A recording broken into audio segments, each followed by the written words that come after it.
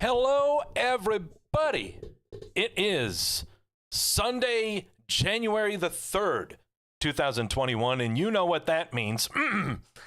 Oh boy, I hope I remember how the hell to do this. Hello, everyone. And this is Wrestleview Weekly. Hi. I am Doug Lackey, veteran columnist of Wrestleview.com and co-host of Wrestleview Live, alongside the effervescent editor-in-chief, Mike Tedesco, where we cover all the major WWE pay-per-views while they are happening, because they are live watch-alongs with myself, and the effervescent one always comes in to chime in when those shows are over with. It is the first Wrestleview Weekly of 2021. 2020 can go fuck itself. I am off the milk carton because I took last week off for the holidays. I hope all of you had a very Merry Christmas, an incredibly Happy New Year, Kwanzaa, Chanukah, Festivus, Black Mass of Baphomet, whatever the heck you do. I hope you had a great one, because I know I sure did. I got a nice shirt. I got my new nice little, my brother got for me from Pro Wrestling Tees, this Lance Storm shirt, if I can be serious for a minute. So I love this. I love it. I think he's going to start doing this for me every birthday and Christmas, sending me a shirt from Pro Wrestling Tees. I don't normally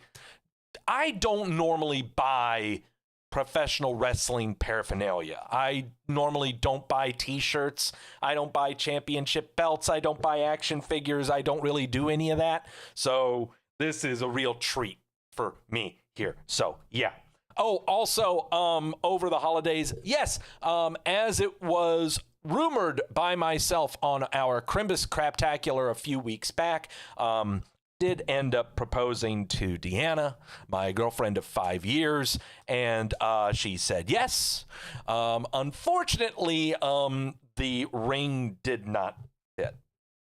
And so we're these past few weekends, we tried going to our local jewelers, not really to get the same ring resized, but to get her a ring she would like. You know, because quite frankly, the ring I got her wasn't up to snuff. Okay, we'll put it that way. So, yeah. So we're still going to be doing some ring shopping, and the picture with it on her hand and all that jazz will happen and everything. So thanks, Andrew. Thank you. So, yeah. And also these past weekends, the loan for house that we're looking at fell through, so we had to do some finagling. We're right now waiting for the underwriters to give us a call back to say the loan is back to a go, and so we're waiting for closing day on our home, which is going to be January the 14th, we hope.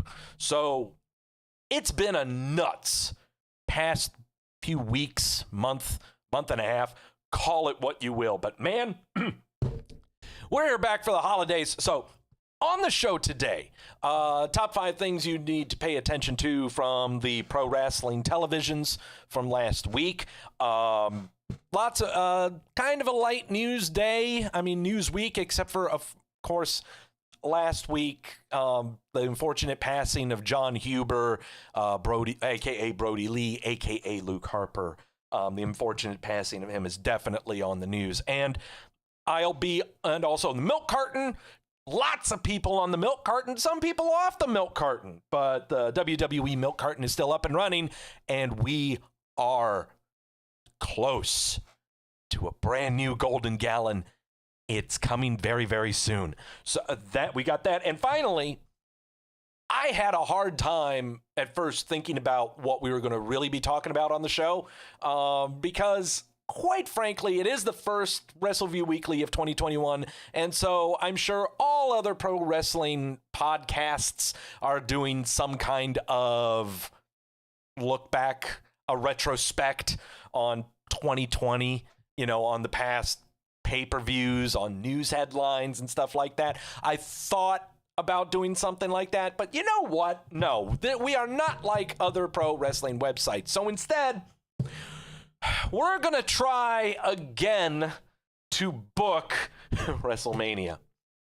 I think this is now the 5th visit, fifth or sixth visit we are making to the WrestleMania whiteboard, where we're gonna look over what we have booked so far for this year's WrestleMania and make the necessary tweaks that we need to make. I think the last time we looked at this, gosh, was it pre-Hell in a Cell? I think it was after SummerSlam. I'm not sure. It's been a while. So the stuff you're going to see on there, you're going to go, what the hell was Doug thinking? And what did we convince him of? So we're going to dip into the WrestleMania whiteboard once again, because who doesn't love doing a little fantasy booking to kick off 2021? It's what all of us wrestling fans do. What do you think? Okay, but of course, before I do that, enough of that. We've got to get to the pleasantries.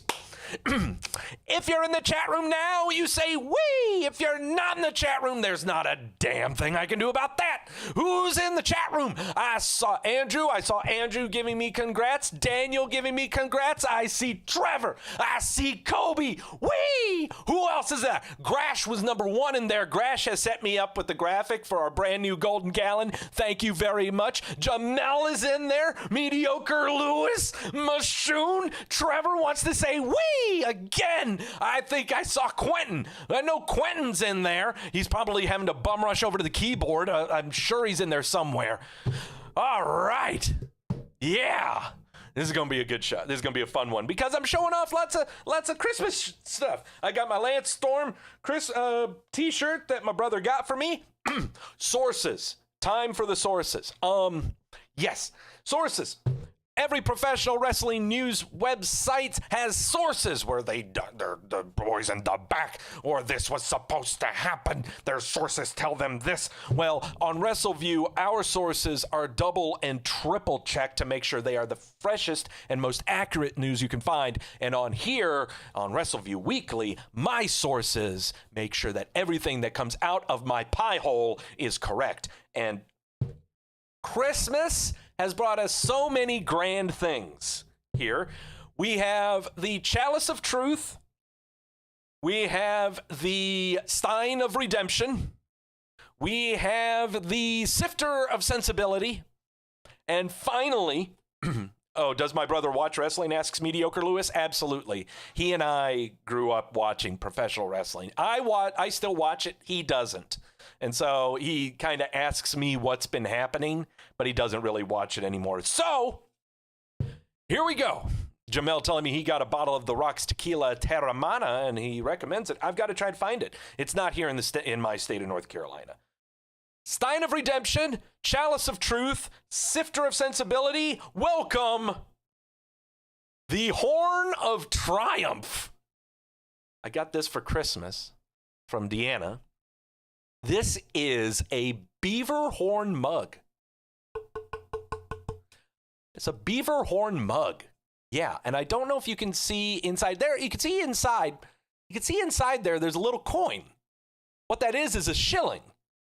That's a shilling in there. And this horn came packaged with a note describing historically how the British Navy tried to recruit people to board their ships and everything. And what they would do was at taverns and pubs, they would go up to recruits' mugs and they would throw a shilling in there and to entice the young ones to join the Navy. So that was their way of drafting, is basically what it is. But we've got the Horn of Triumph. The Horn of Triumph is what this is. Yeah. So we're going to try this out. And also, all right, sources. What are the sources that are going from the Horn of Triumph? All right. Divine Barrel Brewing out of Charlotte has a knack for creating pale ales or IPAs, but a lot of West Coast pale ales is what they make. And they have a penchant for titling their beers off of professional wrestlers. I'm trying to remember. We had one for Slick Richard Flair. We had a Ric Flair beer that we had a while back. Randy in the chat room going, wee! And so from Divine Barrel Brewing comes another one. This is Rambunctious Roderick Piper. with the big red kilt on there. The font going on. Rambunctious Roderick Piper is what this one is. Got the descriptor here from the tap room over at Divine Barrel Brewery. The tap room reads, this is an American pale ale. You'll be tapping out over how delicious this hot rod bitter boy is after only a few sips. Hopped with choice Simcoe and Dallas, this pale ale is ripe with notes of pink grapefruit, pine resin, and orange zest. This one will blow your kilt back. I'm sure it will. That doesn't sound too bad. ABV on this guy is a very light 5.5. Yeah, 5.5 on this guy. So we're going to move some glasses to the side. Going to crack that bad boy open. Chad in the chat room going, wee! All right. This is going to be difficult for me to pour because I can't see through it. So I'm going to try my hardest. With how it's curved, I think...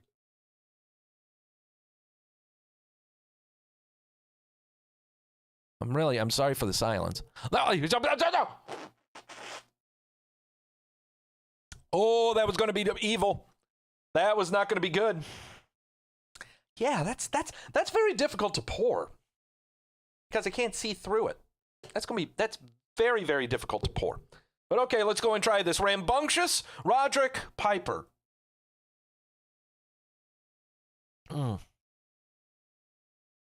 Very, very light. Well, yeah, the grapefruit is very distant.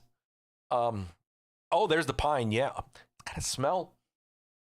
It's not bad. I mean, and there's the orange. Okay, so the grapefruit is very distant. But for a pale ale, this isn't bad. I mean, I've had better pale ales.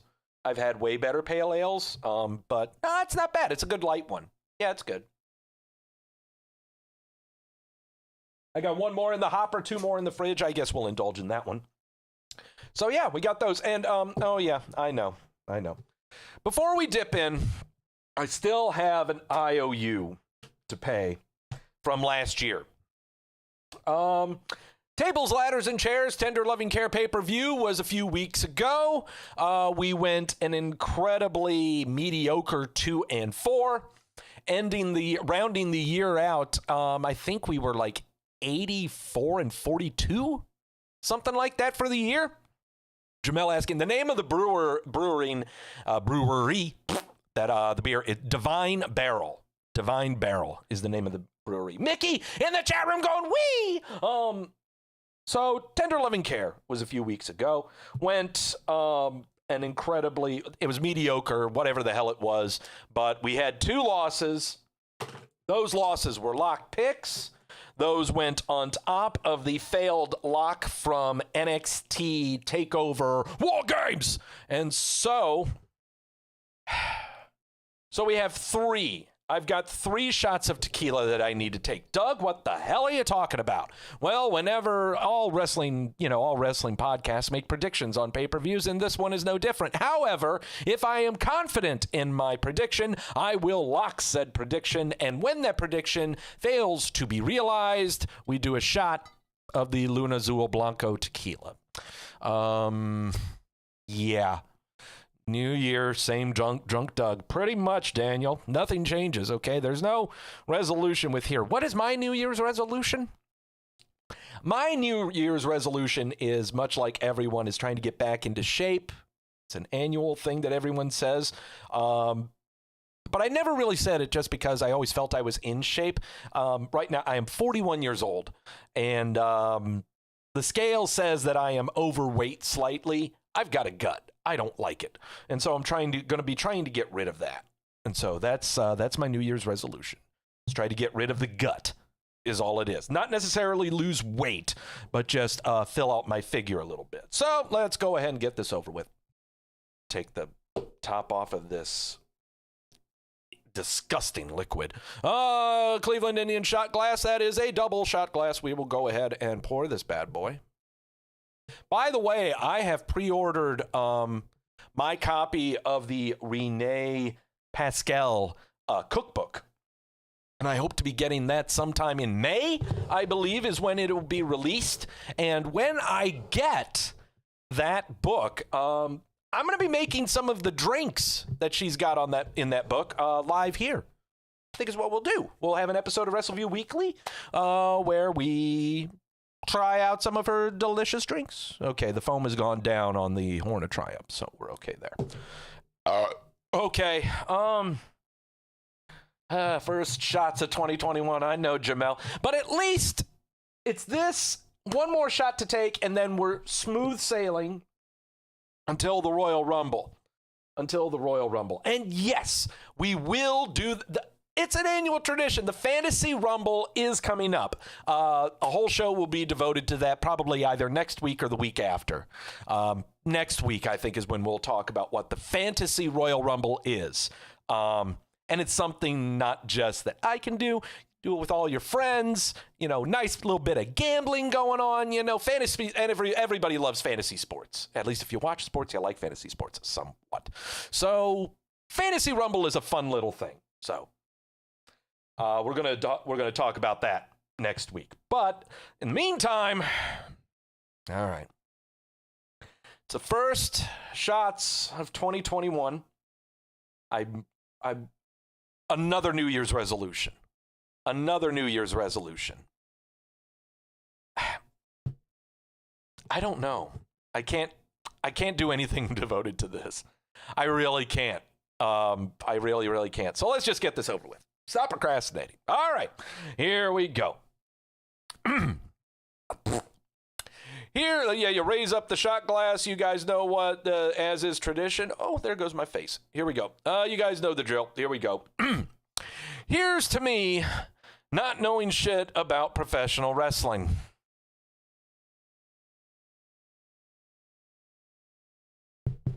Oh,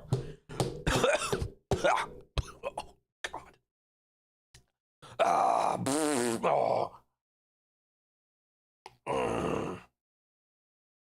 Oh, God. Oh, God, it's horrible. It is so horrible. Randy saying, hopefully we get some of Doug Lackey's famously obscure Royal Rumble facts. I haven't done those in a long time. That doesn't sound like a bad idea. Thank you. You inspired me for 1 week of shows, one of the shows that I'm doing until the Royal Rumble. Yes, you just inspired me. So yeah, that's what we'll do next week. Fantasy Rumble. The week after that, incredibly obscure Royal Rumble facts involving all of the performers on the main roster. Then we predict the Royal Rumble. And then finally, join me here for the Royal Rumble watch along. That's how we're going to do that. Oh God, that this beer is good to chase that horrible tequila. God. Okay. All right. Let's dip into past week of wrestling. Okay. Top 5 things you should pay attention to the pro wrestling television, and the number 1 is pretty much a given.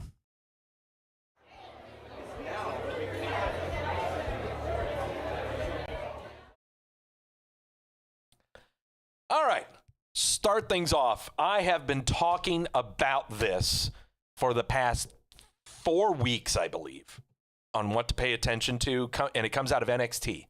And it is the repackaging and rebranding of Boa and Xia Li.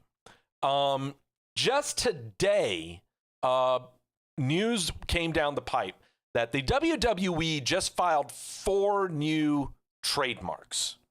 4 new trademarks. One of them, Valentina Feroz, who was the female performer who jobbed to Mercedes Martinez on last week's episode of NXT.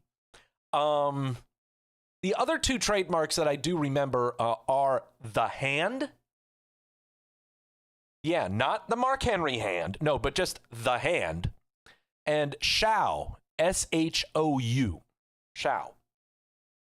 Can't remember what the 4th one was. I think it was something The Fiend related. I'm not sure. But yeah, So next week we get, I mean, if you watched NXT, we got the typical 1.5-minute long vignette of the repackaging, rebranding of Xia Li and Boa. Totally cannot wait for next week's episode of NXT, this week's episode of NXT, called New Year's Evil, where ironically, the imp that's shown with the logo for that, I wonder if I could bring that up real quick. If I can bring up the logo. There it is, right there up on top. See this little imp guy right here? That looks almost exactly like the mascot from my middle school. We were the Mooresville Middle School Red Imps. And then when you went to high school, you were Blue Devil.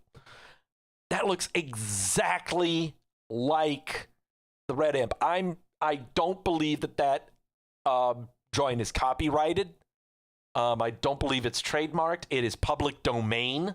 So, yeah. You could find that at most high schools, middle school or high schools, where that is a mascot of some kind. But we were the Red Imps. I think it's kind of cute. Whatever. Okay, so yeah, Xia Li, Boa returning to NXT next week at the New Year's Evil. Number 2 thing to look at. Alexa needed a shower, so she chose lighter fluid or water inside a gasoline tank as a great way to bring more whatever to her hair.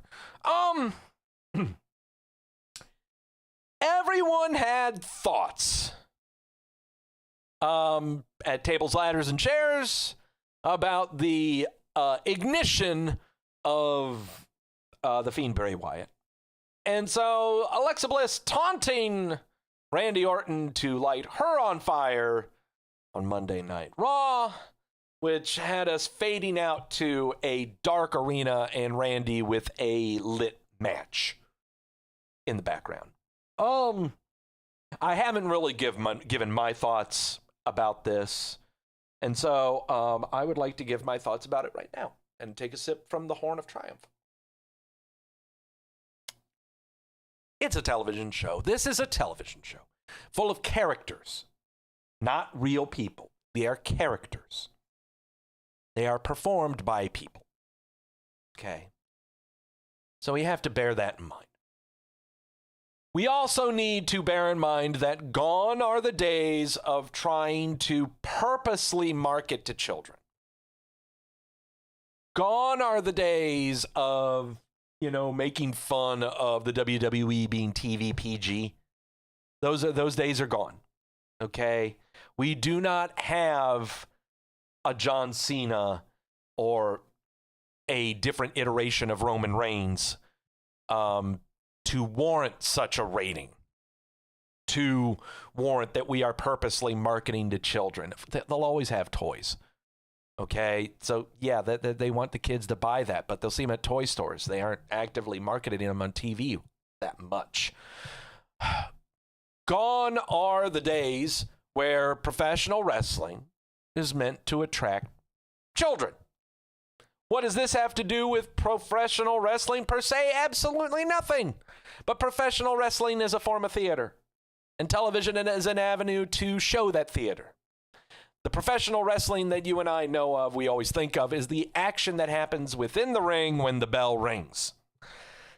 There is no bell ringing when it comes to this. There is no athletic action or competition of any form in a fantasy sports-like environment when it comes to this thing. This thing is pure theater. This thing is just pure, supposed to be entertainment. Okay? Whether you're entertained by it or not is not for me to judge you or anyone else. If you like it, that's awesome. Cool deal. What do I think?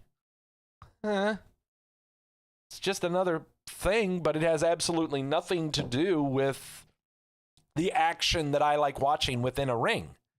Within the confines of a ring, and when the bell sounds, I pay attention to the theater.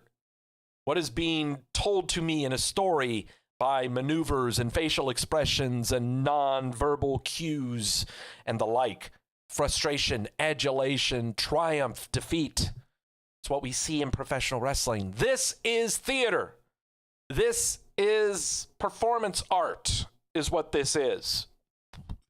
This is something that you would find on any other kind of scripted drama television show. But the WWE and professional wrestling is a scripted drama. So there's a lot of butting heads here, okay? And I understand, like, if you watched our Tables, Ladders, and Chairs watch along and the effervescent one joining me afterwards, he was absolutely livid over the ignition of the Fiend Bray Wyatt and gave many of his the reasons of which I just mirrored and kind of put into, I don't know, condensed form of what they were. However, the problem that I have with it has been the problem that I've always had with the Bray Wyatt Fiend character. Bray Wyatt the Fiend as a character is not made for professional wrestling. It is for a graphic novel. It's for a comic book. It's for a horror movie. It is not made for professional wrestling, where the character is subjected to a defeat of some kind, but is supposed to still appear.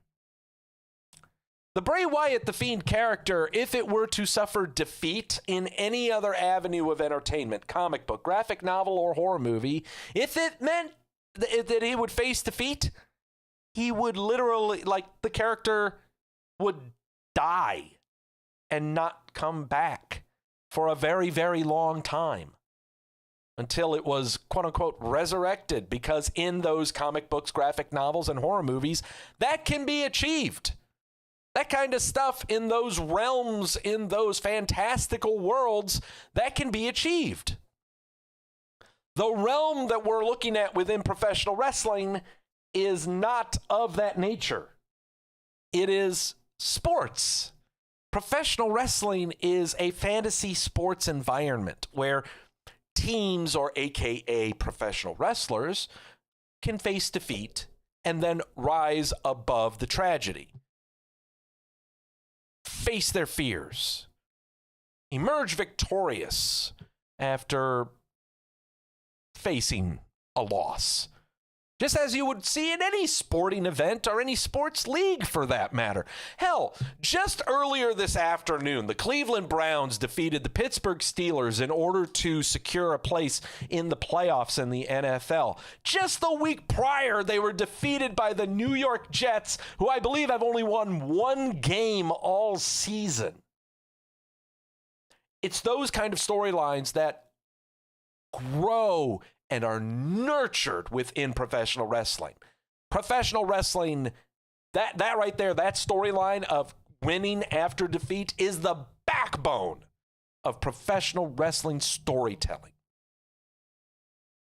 None of that can be taught involving the Bray Wyatt Fiend character. It just can't. It really can't. So, if you enjoy the theatrics of Alexa Bliss dousing herself in water/lighter fluid and taunting Randy Orton to set her on fire because that's what he did to her boyfriend, aka Bestie the Fiend, then so be it. If you enjoy that, that's great. Okay? But do not put that in the context of professional wrestling. That is not associated with professional wrestling. That is theater. Randy said in the chat, Randy saying, I'm willing to embrace the nuttiness, but they need to separate the characters and the people and their other shows and social media. Totally understand. In fact, if you went on social media after this occurrence on Monday, Bray Wyatt's Twitter account is silent. Okay? His account is silent. Alexa Bliss, maybe, Kinda. She had a podcast going on where you were talking about with other celebrities how much of a dork you were in high school. They put the kibosh on that real quick after they introduced her to the Fiend as a character. Randy Orton, yeah, he's kind of doing some taunting on there, but the weird thing is everyone came full circle after the unfortunate passing of John Huber. Bray Wyatt did post a lot of stuff involving the passing of John Huber. There is no real safe way to separate your character on a television show from what you do on social media, unless you have two separate social media accounts where one is yourself and the other one is your professional wrestling counterpart. But you know damn well the two are going to get clouded and fogged into each other when your followers are following both and they talk about both avenues within both accounts that you have. Those are my thoughts on Bray Wyatt the Fiend. It's an intriguing character. It's a fantastic character, but it is just not made for professional wrestling. And I am not one to get angry about it. I'm not going to let it put down what I believe is a good professional wrestling show. And I am not one to say what is good professional wrestling. You know, I give my thoughts on what I think professional wrestling is. I think it's hilarious.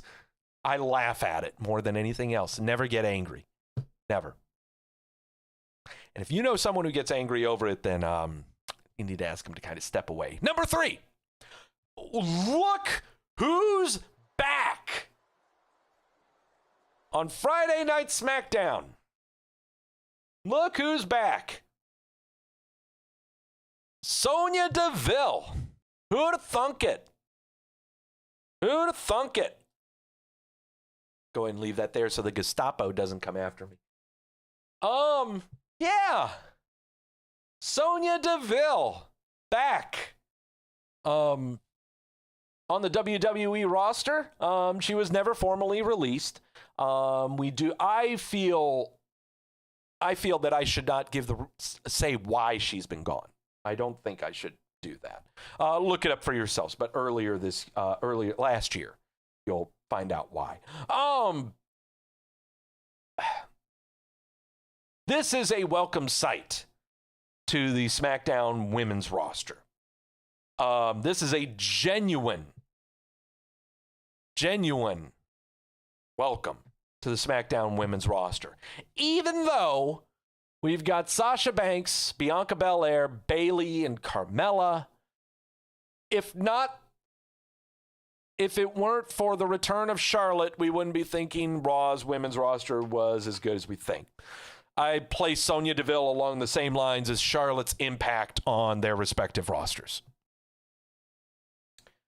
The Women's Royal Rumble match is going to be very, very difficult to predict this year. It's going to be very, very difficult to predict. If I were to pick it right now, there's my winner for the Women's Royal Rumble match. I am absolutely picking Sonya Deville. No question. The question is, how am I building Sonya Deville? She left the WWE roster for a good 6 months, a 6 months vacation break, I guess. While in the midst of her fantastic program with Mandy Rose before the WWE draft. Or the Superstar Shakeup or whatever the hell it was. That was a fantastic program, and it was taken away from us. And instead, replaced by the loser leaves WWE. Deville is back. Mandy Rose is on a different television program, siding with Dana Brooke and forming a tag team there. Jamel saying, I had Bianca winning for the longest, but now Sonya returning adds some intrigue. Randy, Sonya adds some really compelling matches SmackDown side, that's for sure. We haven't seen her in any real programs with anyone on that roster. Absolutely. That's why it's a big injection into the SmackDown roster. There are a lot of other injections that could be happening as well, but it pains me the timing of everything. Okay, hear me out. There's no placating here. There's no blame placing on this at all. Later on in the show, I'm going to be going over the injury list for the WWE main roster, and one of the people on that injury list is Naomi. You remember when Naomi made her return at the Royal Rumble last year? At fanfare, God, the look was fantastic.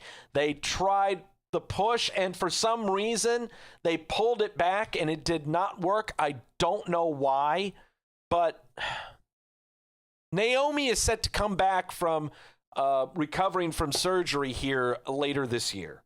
And she's slated to return at Royal Rumble as well. God, it stinks. But if I still had to pick between all the females involved, Sonya Deville is right now my pick to win the Women's Royal Rumble. The programs you can have with her, though, depend on how you build her on the program Smackdown. Is she going to be a face? Is she going to be a heel? If she's a heel, who are we comparing herself with when it comes to the other heels? Karen and Carmella. That's about it. Your baby faces, Sasha Banks and Bianca Belair. Are there any other females? The Riot Squad. Billie Kay, Natalya, Tamina, all auxiliary right now. The big thing is, what are we pushing Sonya Deville as? If she's returning like this and everyone is just nodding in agreement on how she's walking in, well, she's a face, but is she a tweener? I mean, is she a tweener like Charlotte is? Charlotte you could consider on the borderline of babyface and heel.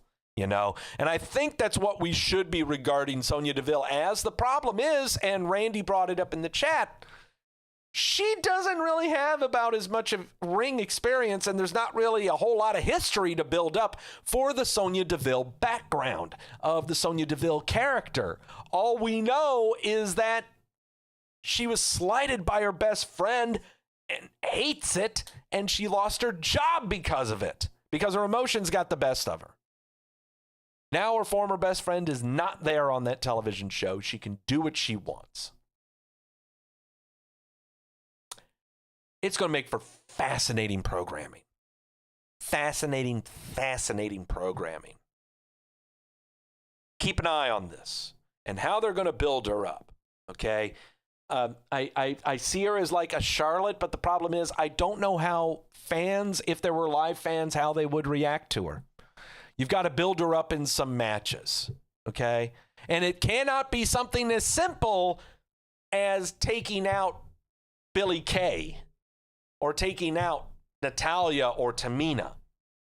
It's got to be something along the lines of going against an established heel or babyface to establish what your character is. She will either be facing Karen or Carmella.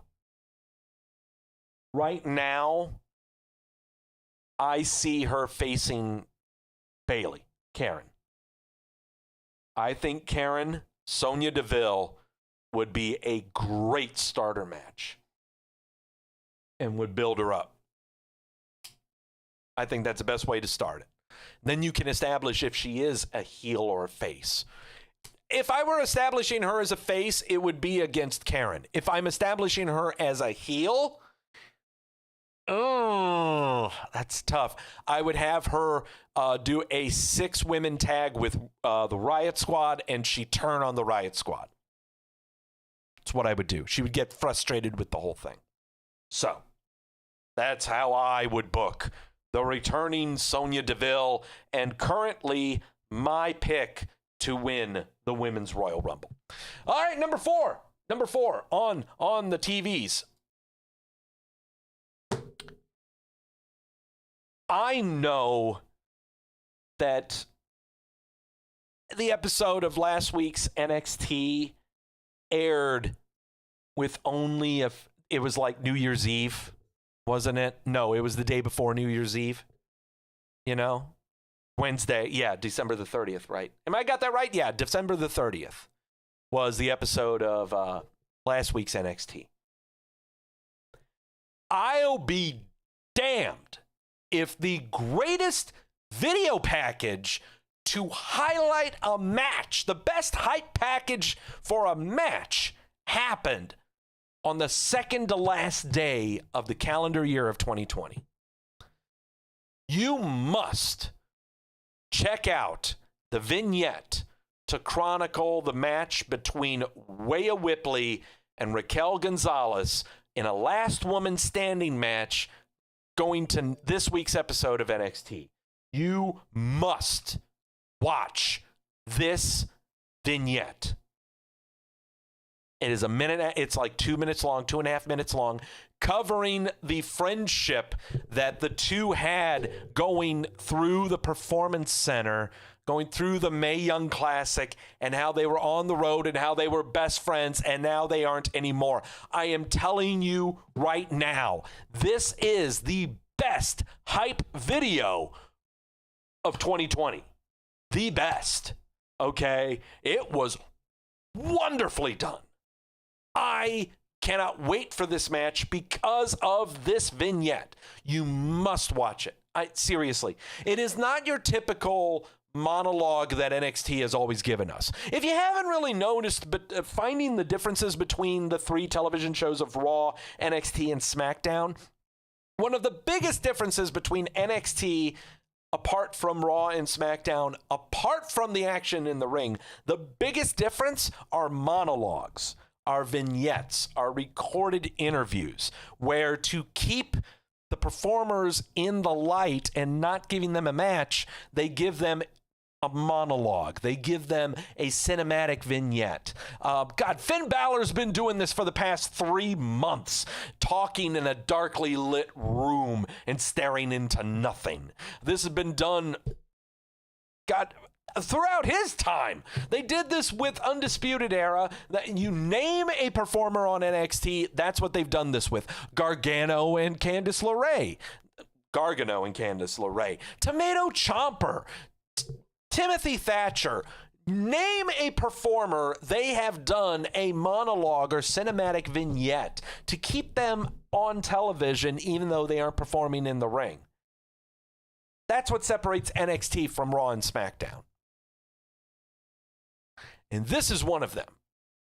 And it is done beautifully. Wonderfully. I mean, I got hyped. Okay, I don't mark. I do not mark. Okay, it's a rarity that something marks me. Okay, the only way that I mark is if it's, first off, Walter, I'll mark. Okay, but not a whole lot will make me mark. This made me mark. I can't wait for this match. Cannot wait. The bar is incredibly high. Very, very high. Sad but true. I hope it does not fail. I really hope it doesn't.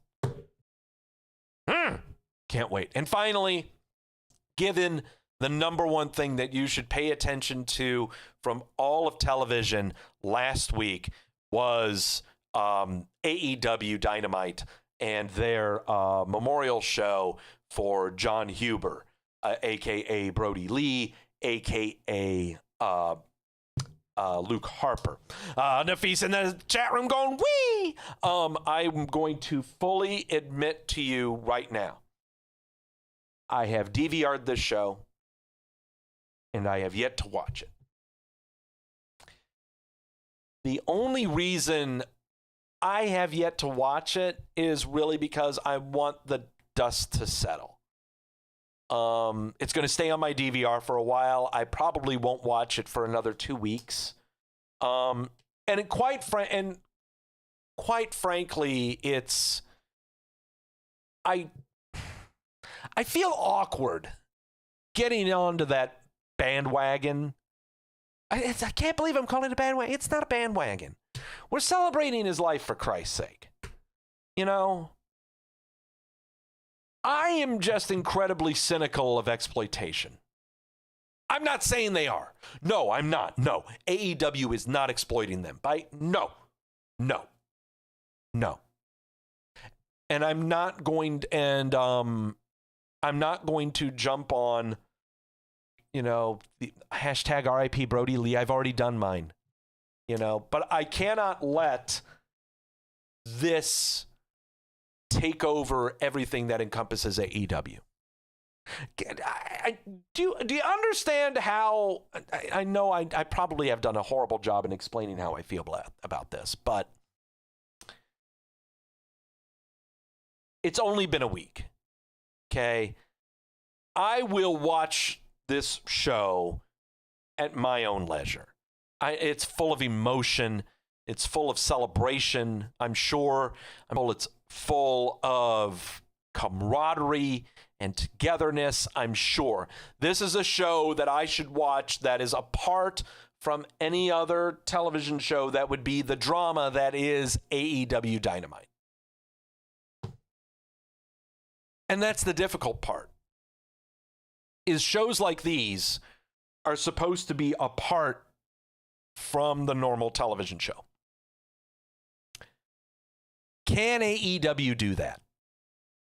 Or are we going to continuously have like what the WWE gave us with Eddie Guerrero, where we are always reminded that he unfortunately passed away, that everyone's going to do mannerisms after his passing, that we're going to have performers say that they were inspired by them and so they will do the moves of them all the time? It's where my cynicism creeps in, and I know it's horrible. It's horrible that I should think that way. It's horrible that I should feel that way. But that's the age that we're in right now, where the most overwhelming emotion that you have of anything is cynicism. Thanks, Internet. But if you haven't watched it, try to find it, save it.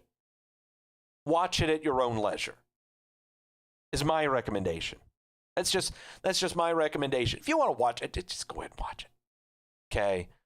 And it's a memorial show in celebration of his life. I'm going to watch it. I got nothing against it. It's just I'm very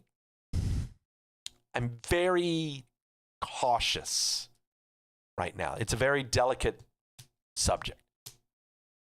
Jamel in the chat, people are freaking weird. They were trying to score points for a dumb wrestling competition when people were mourning the loss of a friend and colleague.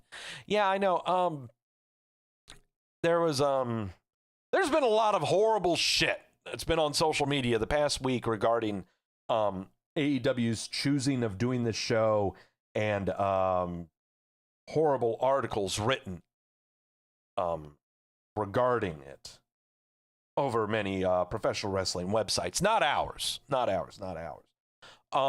Mediocre Lewis saying, I'm just curious about the future of the Dark Order. I am too. It's stuff like this. You are walking a tightrope when it comes to this kind of stuff. And AEW values itself on being as realistic as possible. They've got their Being the Elite YouTube videos. They've got the Dark Order was doing the same thing with YouTube videos and bringing a very humane, community-minded aspect into everything involving AEW. And then you have this happen. Randy, nailed it on the head. We're talking pro wrestling. Exploitation of tragedy wouldn't be a new thing. No, it is absolutely not a new thing. All I know is the WWE are not going to touch it. I mean, they already have. They've given their tributes. They've done their thing. AEW, this is their Eddie Guerrero moment. How will they handle it? Is what I'm curious about. I really hope they don't truly make it like an Eddie Guerrero moment. Don't be like the WWE on this one. Don't have everyone doing Huber's mannerisms. Don't have everyone do discus clotheslines. Don't have everyone do gator rolls. Don't. Andrew saying, then the people yelling WWE didn't do enough. Well, I think they did enough. Okay. He means more to AEW than he means to the WWE. Let's be honest. Okay. What he means to everyone when they aren't on TV, that's a different story. And that was reflected in the social media. That's what social media is for. It's very, very uncomfortable. It's very, very uncomfortable. But I encourage you again, I will watch the John Huber Memorial Show of AEW. I've got it on the DVR.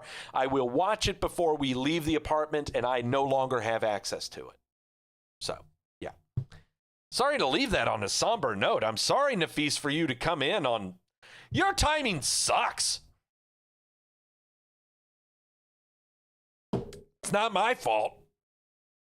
Not my fault. All right. Enough of that. We need to get to happier things. We need to talk about happier things. Be happy. It's a new year. Fuck 2020. Let's go to the news. Happy things are in the news, right? Right?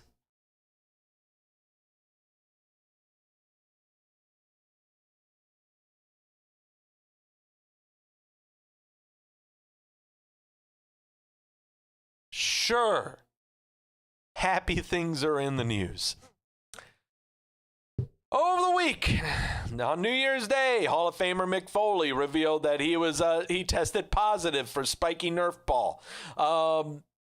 Said this in a virtual signing after participating in a virtual signing last month. Foley noted in his video post that he has been under quarantine for the last 18 days in his hotel room. He said in his video post that there were 2 men in the room with him. Both wore masks. However, Foley said he took his mask off to help with the signing. Said it was later that night one of the men experienced symptoms. He went on to say that he waited the required 5 days before he went to get tested. Today, Foley issued an update regarding testing positive for the spiky Nerf ball. He posted on his Facebook page. He said, I tested positive. I'm just going to scroll down to see if he's okay. In a little bit of good news, and okay, that's enthusiasm for his cameos. I appreciate all the well wishes and prayers that I've always received on social media. I'm lucky. Things could have been worse. He says, fortunately, my symptoms were not too serious. Body aches and headache for a few days, followed by loss of my sense of smell. And just within the last few days, my hearing was affected. Worse than the physical symptoms, he missed Christmas Eve, Christmas Day, and New Year's. Yeah. So he's recovered from it, but... yeah. So I guess Mick Foley's not appearing on Legends Night for Monday Night Raw tomorrow night, huh? Maybe he's appearing on Zoom. Let's just say he's going to be appearing on Zoom. Damn it! Brody Lee, or John Huber's 8-year-old son, who they called Brody Lee, AEW has signed him to a contract. Speaking as tributes and condolences and continue to pour in following the passing of Brody Lee, John Huber, it was announced that the company has signed his 8-year-old son, Brody, to a contract. That's his first name, Brody. Speaking on his quote-unquote What Happened When podcast with Conrad Thompson, Tony Schiavone stated that AEW signed Huber's son, Brody, to a legitimate contract, which will go a long way to continue supporting the family. It was also said that when the young man comes of age and chooses to go into professional wrestling, he will have a job with the company if the company is around in a decade. Recently, following a taping with AEW Dynamite, young Brody was brought out to the ring where he had a quote-unquote match with Kenny Omega. He defeated him for the AEW title. So, yeah, John Huber's 8-year-old son, Brody, has an AEW contract. He is a TNT champion for life, and if he ever chooses to go into professional wrestling, he will be immediately with AEW. It is this kind of stuff that makes me feel incredibly awkward. Okay? I am not putting down their gestures. Not at all. Okay? Not at all. It's just how long are people going to have that in their minds? I don't know. It's kind of weird. This is all just too weird. Can we go to a different contract signing? Can we go to someone else who's re-signed their contract? Yeah, Sami Callihan signed back with Impact Wrestling for another new contract. Yeah, whatever. AEW World Champion Kenny Omega is going to appear on the first episode of Impact for this year. Sure, he's probably going to be appearing on Impact more than he's going to be on AEW. Let's just go ahead and put it that way. And then Kenny Omega himself applied for trademarks. So what trademarks did Kenny Omega apply to? He applied for GNS nutritional supplements, GNS hats, pants, shirts, socks, bandanas, sweatshirts, hooded sweatshirts, GNS entertainment in the nature of wrestling contests, the cleaner, GNS, a lot of GNS, and his logo representing the Greek letter Omega. This was all via P-Dub Insider. Kenny Omega, under KO7 Productions, based out of Fort Lauderdale, Florida, is the company that applied for those trademarks. K. Okay. GNS. Good and supple. Genuine and sincere. Grand and stout. Good, GNS. What else could GNS mean? Everyone in the chat room, come on. GNS. Kenny Omega's trademark for GNS. What could GNS mean?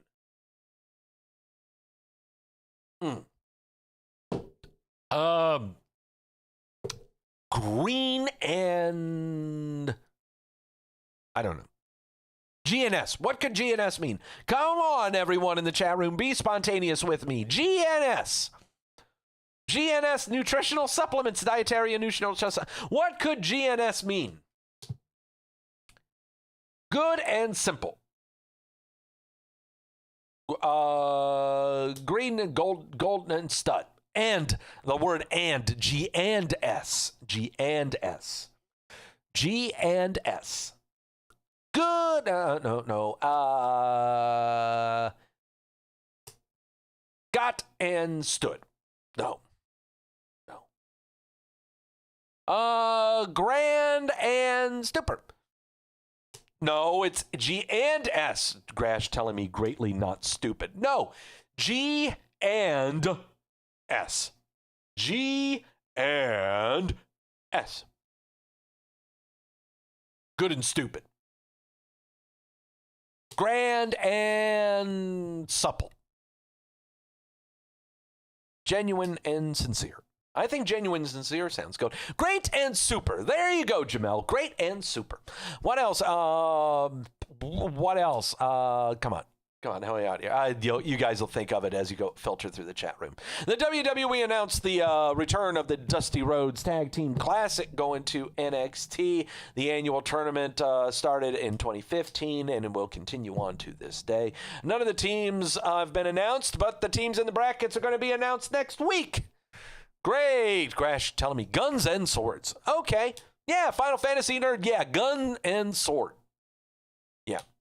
Grab and suck. There we go, Daniel. That's what I'm talking about. Grab and suck. By the way, during a New Year's Eve party that was shown on YouTube by the WWE, Angel Garza ended up rolling up R-Truth in a TikTok video to win the 24/7 title. Angel Garza is now your 24/7 champion. God, look at that picture. Look at that picture on the Twitter. God, that man is dapper. No one else can pull off the blazer, white t-shirt, blue jeans combo like him. Man, I'm jealous. I am so jealous. That's what I want to achieve for New Year's. That's what I want to achieve right there, is having that look. I got a lot of work to do. I got a gut. I'm 6'3" and I weigh 206. Yeah, I gotta work. I got to work if I want to look like that. The hair ain't going to look like that. That's for damn sure. I'm not going to have the hair and the goatee and the gold chain. That's for sure. But I want to pull off that blue jean, white t-shirt, blazer combo. That's what I want to pull off. I've got a brown corduroy jacket. That would look great too. No, Doug, you're not grasping for anything too high at all. The Rock gave a brand new truck to longtime WWE employee and absolute best friend that helped him during the beginnings of his career, Harvey Whippleman. If you need to go to Instagram and you need to watch the exchange of The Rock coming up and giving him his truck. Absolute great stuff. Fantastic stuff to watch. I like stuff like that. You know. And finally, more good news in the news. Former WWE NXT star Cesar Bononi announced the birth of his first son, born on December the 28th. Noted his wife Camilla was diagnosed with acute myeloid leukemia and started chemo. He also went on to note that it is not the first time they have faced cancer, but the Lord is on their side and as always, and we will continue to episode. God bless. Bononi was released from the WWE last April, and he currently makes appearances for AEW on their Dark show, which is on YouTube. But damn it, that makes me feel good. That makes me feel good. See, not all news is bad. I always try to end the news on good news. Always try to end the news on good news, because it's so hard to find in this day and age. And hopefully this year we will see way more happy news and a lot less angry, stupid news. Horrible news. We'll just go ahead and put it that way. Let's go to the injury list real quick. Becky Lynch had a tiny human in her tom-tom. It has now been extracted, and she is scheduled to come back to us around Wrestlemania times. Jinder Mahal repaired his surgery on the right knee, same right knee where he ruptured his patella. He was supposed to return around Survivor Series times, but we have no idea when he's coming back. Get in the chat room going, wee! Edge, torn tricep. He should be back around WrestleMania times. Are we really thinking he's going to have a program with Randy Orton right now? Ivar, clavicle injury or neck stinger. We're not sure if he's going to even have a career right now, but if he is coming back, it's not going to be until SummerSlam. Braun Strowman, reconstructive surgery on his knee, more reparative surgery or cleanup than anything else. He's not going to be back until Elimination Chamber times. He might return Royal Rumble, but we'll see. Chelsea Green, broken wrist. She's not going to be back until Elimination Chamber times. Broken wrist, same broken wrist injury that took her out last year for a significant amount of time in NXT on the same bump where she fell off the apron and landed on it, using it to brace her fall. Naomi underwent a myomectomy. If you don't know what that is, tune in to my last episode of Wrestleview Weekly. But if I get this right, it is excising fibers within the uterine wall is what it is. This is causing her to fatigue greatly. She really couldn't perform in the ring. And so, had that procedure done. They would call it emergency surgery, but that's what she underwent. Proof on it on her Instagram. She is slated to return for the Royal Rumble. Tegan Knox, torn ACL, the third torn ACL in her career. She may not come back at all, but if she were to come back, it would be at SummerSlam. Ridge Holland, ruptured patella live on television in October. He's not going to be back until SummerSlam times. And finally, Bobo Fish, torn tricep at War Games. He's not going to be back until SummerSlam. Those are the people that are hurt. What about the people who aren't hurt? What about the people who are perfectly healthy? What about the people who haven't been on WWE television or pay-per-view for, say, 3 weeks? they end up on a very special list. A list of my own design. A list that has been nurtured and cultivated for so long. I am really only known for this and nothing else. In 2 weeks' time, crack open another one. In 2 weeks' time, we will celebrate a brand new golden gallon. Doug, what the hell are you talking about? Oh, shut up. It's coming up in a minute. You'll know what I'm talking about soon. Don't foam over. Don't foam over. You'll know what I'm talking about in a good, hot damn minute. It's the time everyone loves.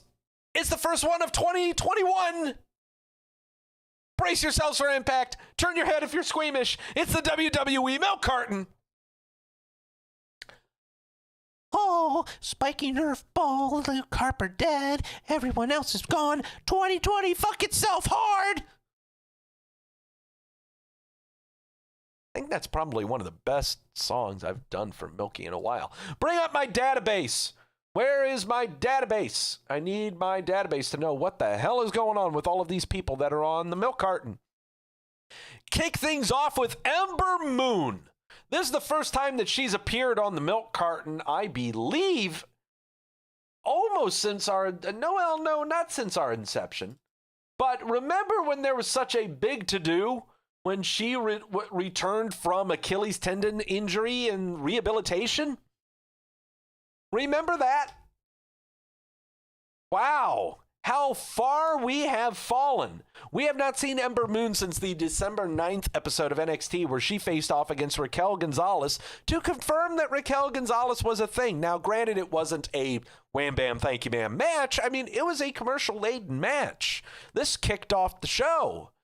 And then afterwards, Rhea Ripley came out and stared down Raquel Gonzalez, and we haven't seen Ember Moon since then. She hasn't done anything at all.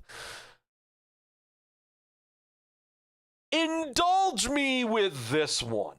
And I think that the effervescent one, Mike Tedesco, many of you in the chat room, and myself will be glad to know that everyone involved with the Rey Mysterio, Seth Rollins, eyeball taken out of its socket program is on the milk carton. Dominic Mysterio, Murphy, and Rey Mysterio, the eyeless one, have all not been seen since the December 4th episode of Smackdown when they were all involved in some 6-man tag cluster fuck Teddy Long special. Now, if all 4 of you want to mix it up, then we gonna do it right. I'm going to make this a tag team match. Everyone from the Rollins Mysterio 7-month program is on the milk carton. Thank God. How are they going to rewrite this one? Are we still going to carry on that Murphy is getting it on with Ray's 17-year-old daughter? Wait, no, is she 19? She is of age.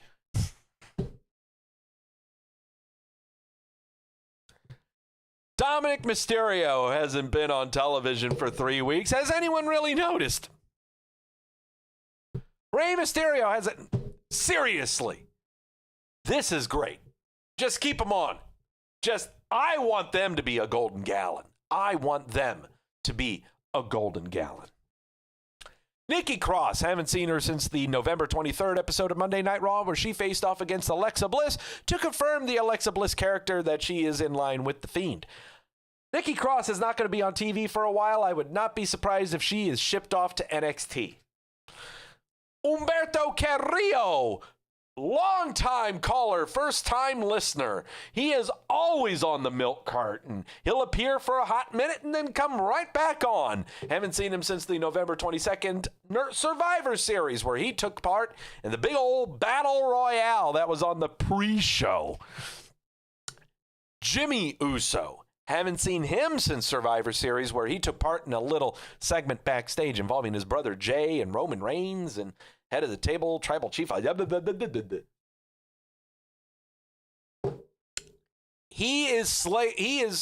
not on the injury list because he's been on television. He should be fine. So, Will we see him return? Will he side with Roman Reigns? Will he face off against his brother Jay? Will he try to be a main event Uso as well? Seth Rollins. Haven't seen him since Survivor Series, where he got kicked in the head and he was the first one eliminated in the men's Survivor Series match. He is slated to return to SmackDown this week. He will be appearing on SmackDown. Since then, him and Becky Lynch had a tiny human. So no fault in that, but he'll be returning to SmackDown this week. Arturo Ruas. Haven't seen him since the November 18th episode of NXT, where he took a powder to Kushida. Man, back in the day when he was a stalwart of the WWE milk carton, he was 5 weeks away from becoming a golden gallon. Man, he could do it again. Casey Catanzaro and Caden Carter, haven't seen them since the November 18th episode of NXT, where they faced off against the team of Indy Hartwell and Candice LeRae to confirm that Indy Hartwell and Candice LeRae were kind of a team and part of a faction known as The Way. Okay. I love this tag team. I would love to see more of them, but there's just no room for them on NXT. There's no room for tag team women tag teams on NXT. I reiterate, women tag teams on NXT. Titus O'Neil, haven't seen him since the November 9th episode of Monday Night Raw, where he faced off against Bobo Lashley because he was greatly slighted that the Hurt Business didn't admit him in with all of the community work that he's done in Tampa after he's clothed them and fed them and paid them and educated them and made them immune to spiky Nerf ball and halitosis. It doesn't matter. I mean, it's fine. Titus can continue saving the city of Tampa for all I care. Tucker. Oh, God. Let's take a drink for Tucker for just a sec. We haven't seen Tucker since the November 9th episode of Monday Night Raw, where he was part of some kind of 7-way match clusterfuck for the 24/7 title. Haven't seen him since then. This poor guy works his tail off for the past 5 years within NXT and the main roster, trying to, go solo on his own, then teaming up with Otis to create Heavy Machinery, and then going to the main roster, and it was only to augment Otis and to bolster Otis. And now look at him. This guy's a hard worker, okay? Is there any way we can salvage him? Is there any way we can repackage him? I'd send him to NXT. I'd send him back to NXT. He can be a bruiser of some kind. He could team with Bronson Reed. He could be a heavy hand for Pat McAfee's group. I could have him go alongside Killian Dane and Drake Maverick. There are a lot of things I can do with him in NXT. I just can't have him on the main roster. I just can't have him. I'm not main roster. I just can't have him on Raw or SmackDown. I have to have him apart from all of that in order for him to succeed. Dang, that sucks.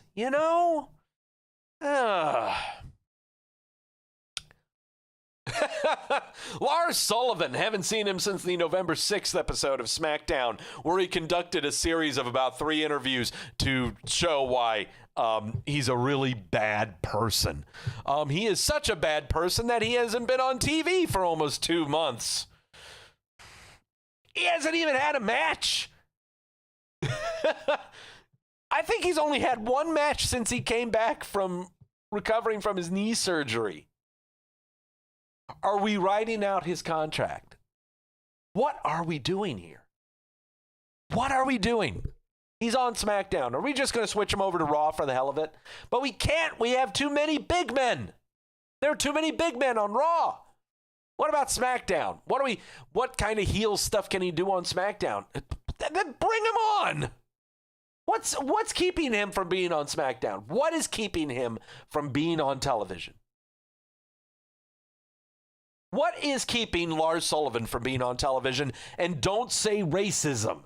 That happened a long time ago, okay? Stop it.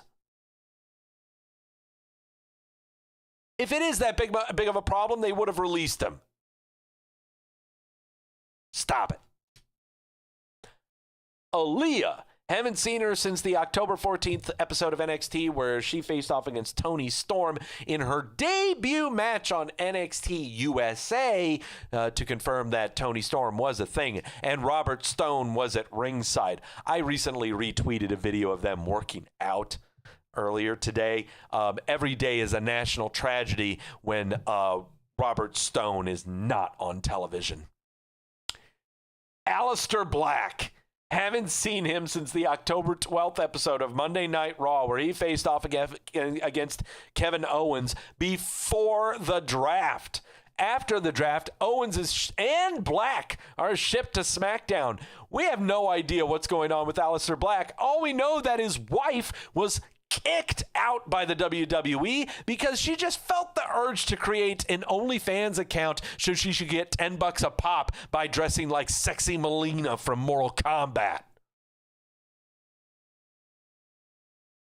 Who knows what's happening with Aleister Black? His Twitter account has been slightly active, but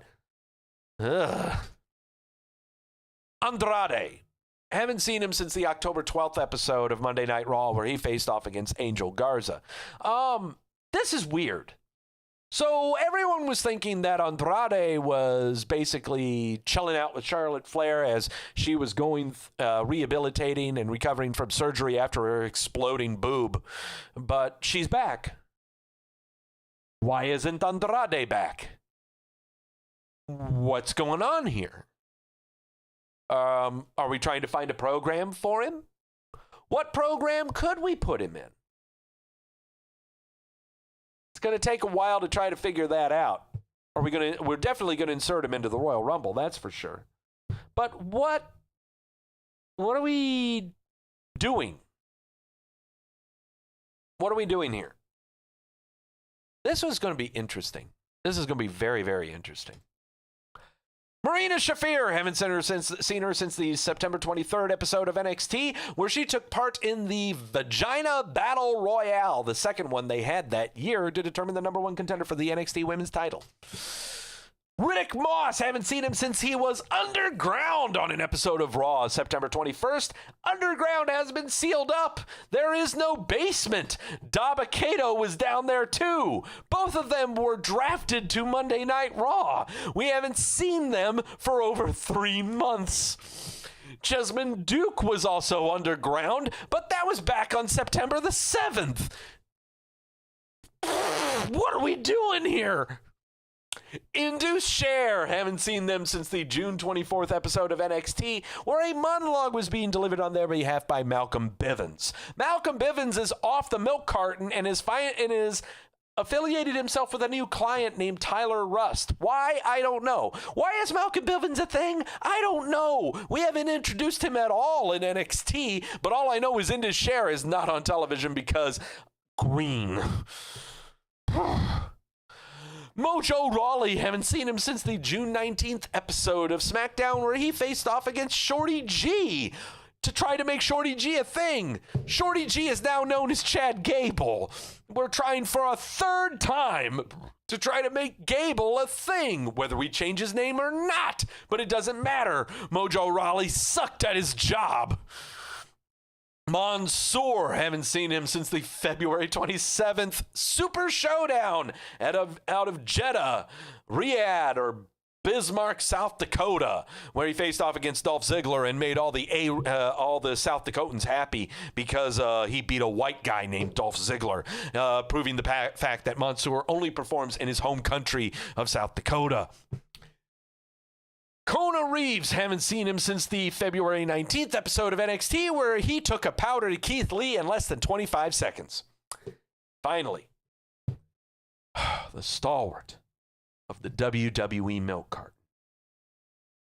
We are 2 weeks away from making history, christening the Kamala Harris of the WWE milk carton. What are you talking about, Doug?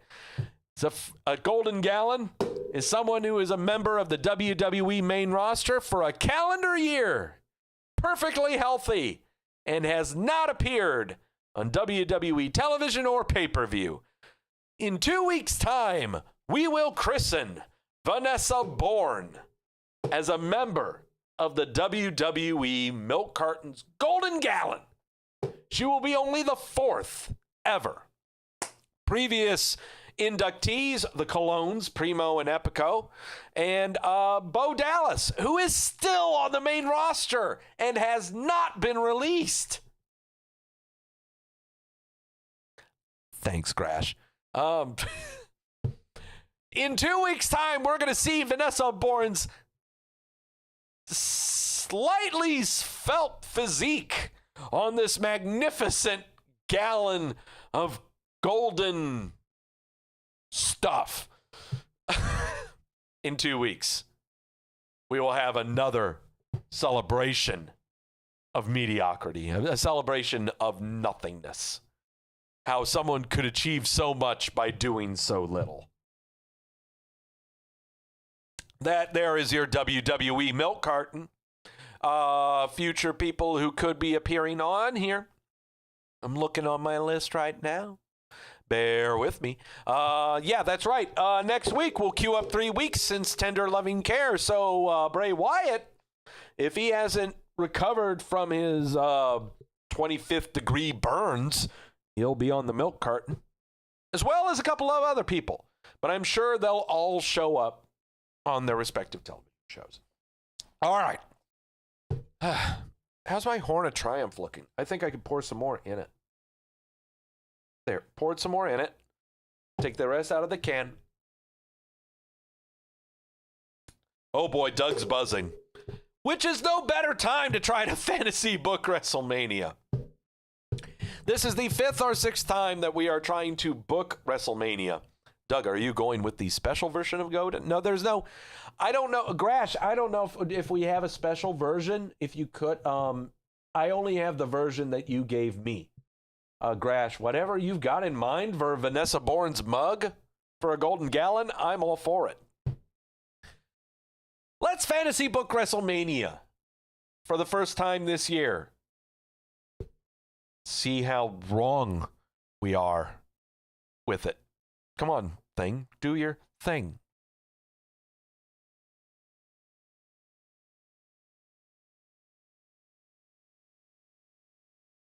Before we begin fantasy booking WrestleMania, we first got to go over the criteria of what the structure of our WrestleMania is going to be. Last year's WrestleMania involved 2 nights, on a Saturday and a Sunday, from 7 to 10 o'clock on Saturday, from 7 to 10:30 on Sunday night. They had 16 matches in those 2 nights, 9 of them title matches, 7 grudge matches, and 2 of those 16 matches being cinematic matches. 9 title matches involving the following titles: Universal title and World title. All the women's titles, Raw, SmackDown, and NXT. All the tag team titles, Raw, SmackDown, and Women's Tag Team, not NXT Tag Team. And also the Intercontinental Championship. All 3 brands were involved in last year's WrestleMania 2-night affair, involving 166 performers. So how is this year's WrestleMania going to be structured? Will all 3 brands be represented? Absolutely. NXT is part of the main roster. Will WrestleMania be 2 nights? Absolutely. With NXT in the main roster, there's no longer going to be a takeover. It's irrelevant. WrestleMania is going to be 2 nights, and COVID's probably going to still be in effect. How many matches are going to be at WrestleMania? Probably between 16 to 20. With NXT established now, more performers are going to be recognizable. Thus, TakeOver has now become WrestleMania Saturday. Will there be cinematic matches? Yes, the WWE confirmed that at their first quarter presser for last year. How many title matches are going to be at WrestleMania? There's going to be at least 12, but there are right now 14 titles on the main roster. Universal, WWE, NXT, women's on all 3 brands. United States, Intercontinental, and North American. Tag team titles on all 3 brands. The women's tag team titles and the cruiserweight title. The final answer, WrestleMania this year, is going to be 2 nights and 18 matches. Mediocre Lewis going, wee! See you later. 18 matches spanning 2 nights for this year's WrestleMania, 12 title matches, 4 grudge matches, and 2 cinematic grudge matches. So, what does WrestleMania look like right now? But what we booked, we have no fucking clue. This is what we had booked for WrestleMania. This was after SummerSlam. This was our card after SummerSlam. Right now, as you can see, we've only got the 16 matches. But we have a lot of people that are left off the card. And don't know exactly how we're going to do this. We've got 3 cinematic matches booked here, but one of them I know we're striking off of this. I think we said 18. Did we say 18 matches? Let's go back to this. I want to make sure we got this booked right. 18 matches. All right, let's go back. All right. 18 matches. We've only got 16 booked. A lot of names are off of this card. And man, Kit going, we booked some good stuff that won't happen. You're absolutely right. Gosh, where do we start? All right. Let's first start with, damn. God, we got a lot of stuff here. Oh, Sexy Hunk of Man meeting Lewis in the chat room. Whee! You're in time to Fantasy Book WrestleMania. Kit, I never wanted to give up on the heavy machinery. I'm totally with you. I did not want to give up on the Otis versus Tucker cinematic construction site match. God, that sounded so good. It sounded so good. But you got to remember, we booked all this stuff before the draft. This is before the draft. All right, guys, where do we start? Where do we start on this? I think I want to start. Let's first look at the night 1. Let's go to night 1.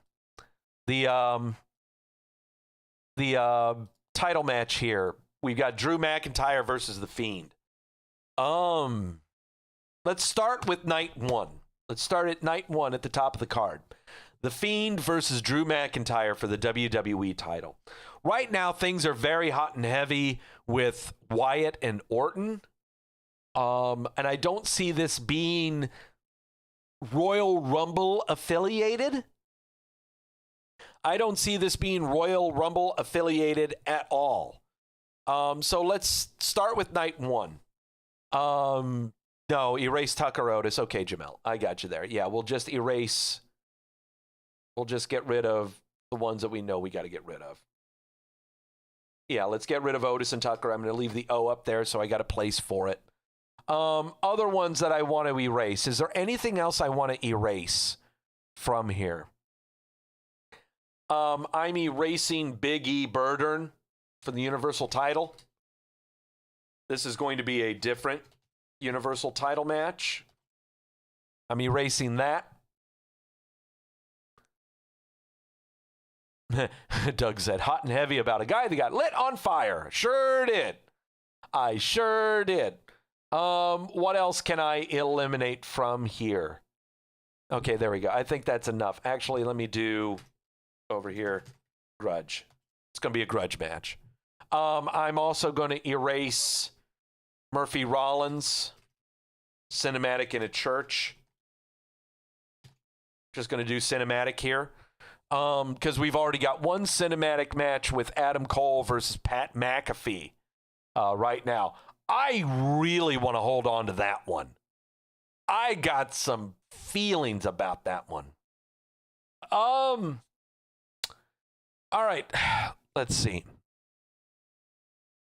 All right, we also still have 2 other matches to book. We've only got 16 matches on this list. Okay, so I'm going to go over them night 1 and then night 2, and we'll try to brainstorm what our other 2 matches are going to be. Bear in mind, I'm not even talking about the pre-show. These are matches that are slated. Jamel, man, we had a fun card. We sure did. We had a really fun card. But man, has it gone down the crapper. And that's okay. We might be able to eliminate some of these clusterfucks we got in here too. So let's go with the roll. Let's roll on here. All right, night 1. The Fiend versus Drew McIntyre. All right, let's stick with this one. The Fiend versus Drew McIntyre. McIntyre right now has got stuff going on. Keith Lee, he's got a title match with Keith Lee tomorrow night. Sheamus is in the mix. I don't see the WWE title being Royal Rumble affiliated. Are we really going to do Sheamus McIntyre? I got a feeling we are. I got a feeling it's going to be McIntyre Sheamus. Yeah, let's do it. That sounds like that. Actually, with how much they have been building it for a while, guys. They've been building it for a while.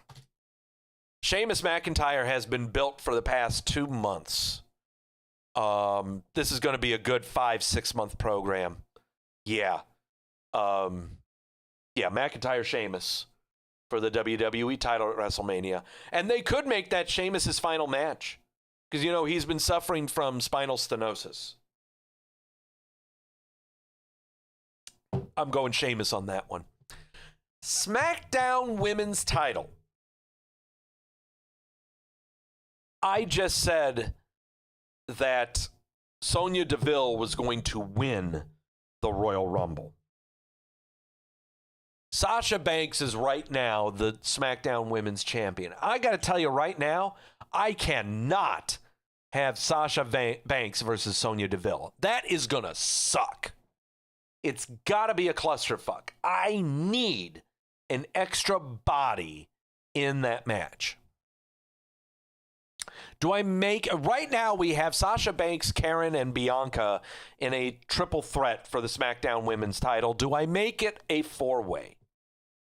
And if I do it straight up one-on-one, it's going to be Karen and Sonya Deville. But we just said we would use Karen as fodder to build up Deville. I could use Carmella to build up Deville. Mashoon saying I should add a women's cinematic match. I could absolutely add a women's cinematic match. That's no problem. Jamel saying Sasha, Bianca, Sonya. I am not going to have a triple threat honor fest. Ugh. A triple threat respect fest? Oh, God. Ugh. Oh, boy.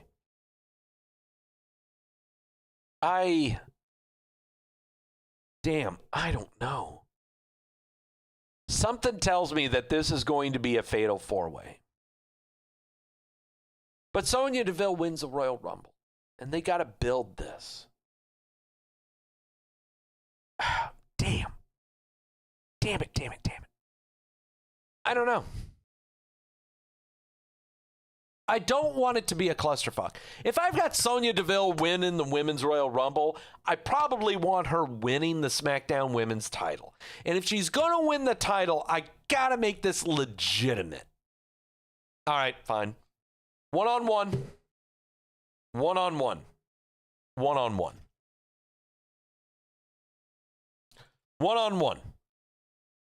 Sasha Banks versus Sonya Deville.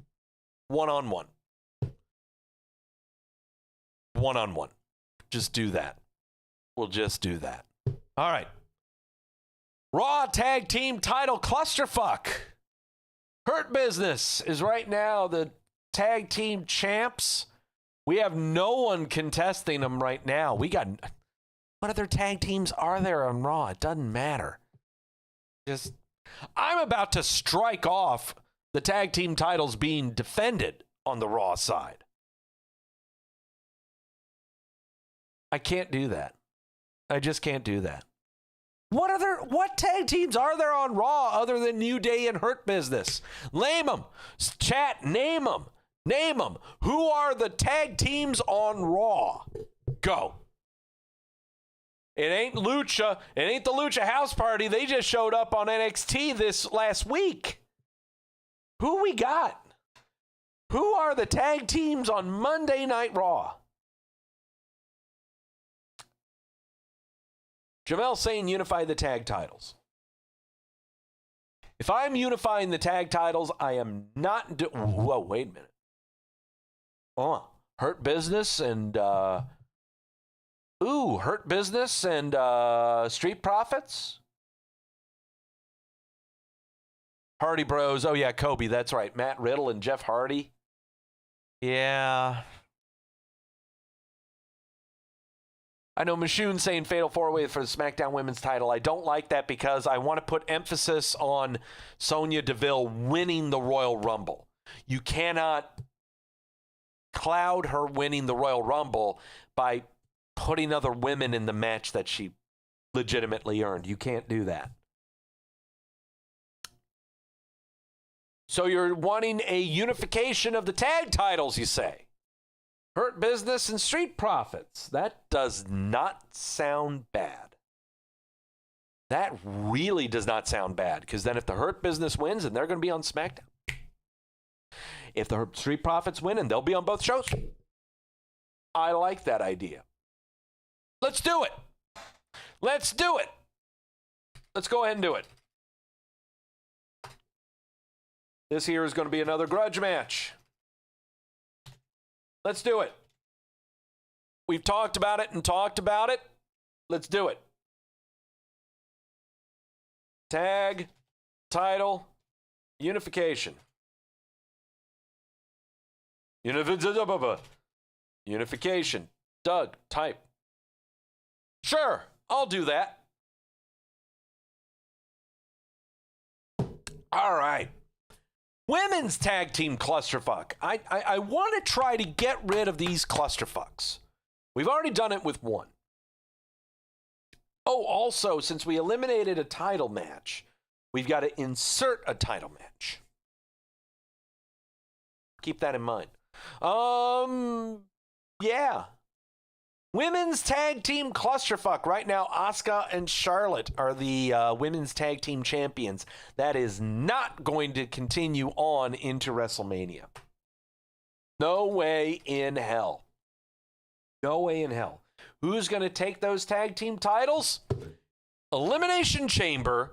There's going to be a tag team title match on the women's side. That's where it's going to be taken. That's where I'm going to take it.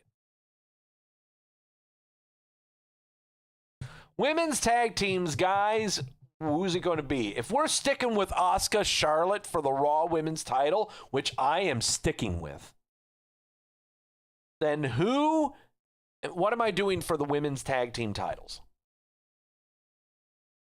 What am I doing for the women's tag team titles? Who are going to be the tag champs? Riot Squad versus Shayna and Nia, says Andrew. I don't know. Riot Squad, Kobe's got an idea for a match. Go ahead and type it in there, Kobe. I'm watching you. I'm watching you, Kobe. But again, bear in mind that we're building, we got to build a storyline, guys. Okay? WrestleMania is for another 3 months. I got to build a story into the match that you've got in mind. All right? And I'm trying to work with what we've got right now on the main roster and what they've been building. Kobe saying AJ Styles Triple H. Oh, God. Okay. I'm lost. Nope. Not looking into it. Sorry. Nope. No. AJ Styles saying Triple H saying you've never faced me. Saying AJ, well, I'll keep it on the back burner. But I'm trying not to dip into the old farts. Okay. I'm trying not to dip into the old farts. Women's tag team. Oh, let's see. Are we getting Shayna and Nia going to have the tag titles again? No. There we go. I want Shayna and Nia versus Riot Squad is what I do want. Andrew bringing it up. Because we have... Riot Squad has been slowly built up on SmackDown with their fun they've been having with Billy Kay. They should be... Liv Morgan had a Chronicle thing on WWE Network. Sounds about right. Sounds about right. I'll do that. Yeah, I'll do that. I'll do Baszler and Jax getting back the tag titles. That's when Asuka and Charlotte start going after each other. So we'll do that versus Riot Squad. Yeah, that sounds good. It's only 2 Ds on the squad, not 2 Ts. Jamel saying reunite the Iconics. I so want to reunite the Iconics. I would love to reunite the Iconics. Nah. Edge and Orton, Hell in a Cell? Really? Is that really going to happen? Nah, that ain't going to happen. Nah, that ain't going to happen. Edge, Orton, Hell in a Cell ain't happening. Nah. Edge the Fiend?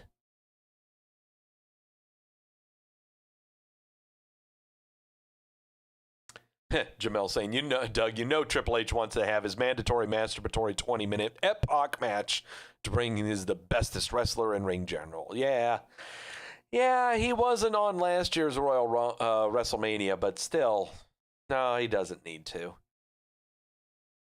Edge Orton Hell in a Cell is not happening. Edge Orton Hell in a Cell is not happening. Kobe saying Edge Seth Rollins? Grash saying it's Fiend Orton right now. Well, yeah, it is, but I mean,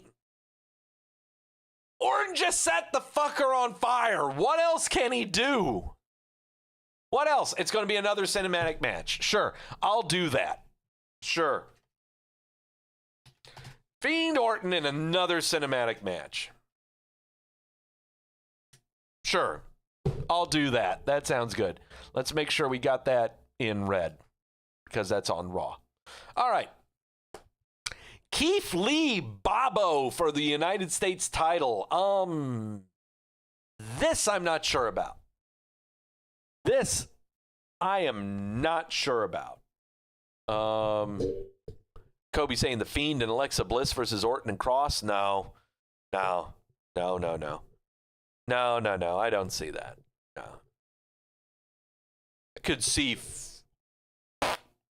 I could see Alexa Bliss and Nikki Cross in a cinematic match. Andrew saying buried alive. God, who knows? Who knows what it's going to be? All I know is Fiend and Orton is going to be a cinematic match.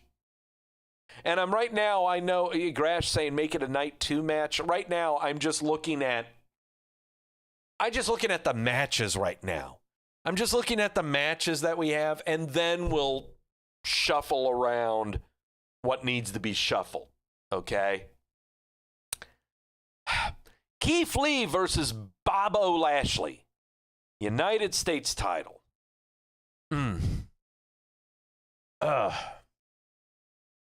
No one is going after Bobo Lashley right now. No one is stepping up to Bobo.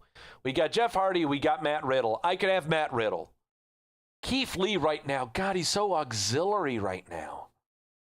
Keith Lee is so auxiliary. It's sad. They've got no place for him right now. I cannot see Keith. I have a difficult time finding Keith Lee a spot at WrestleMania unless he is facing Braun Strowman. Bliss versus Cross in a cinematic match, saying Jamel. I really think that could happen.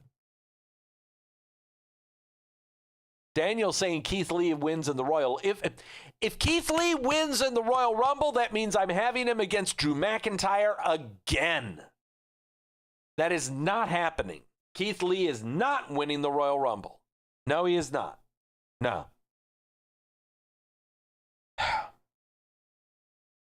I can see Keith Lee having a grudge match with Braun Strowman when he returns.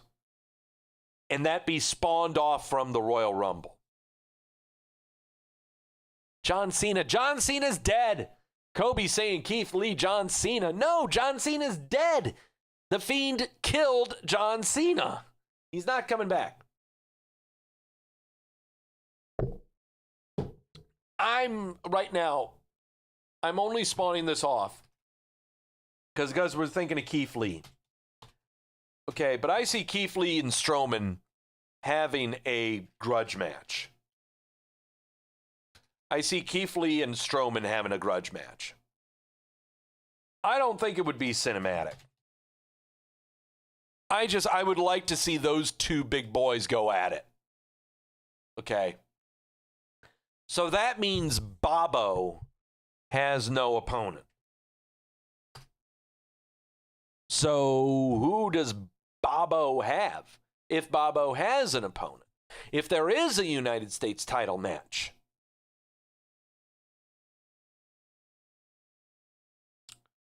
The recent clusterfucks they've been having involving the Hurt Business involve Jeff Hardy and Matt Riddle. I see Matt Riddle. I'm going to put Riddle in there. Yeah. Matt Riddle versus Bobo for the United States title is what I've been seeing. They've been building Riddle for a long time. Bobby versus Brock. Okay, yeah, that's way too fantasy, Kobe. Kobe, stay with me.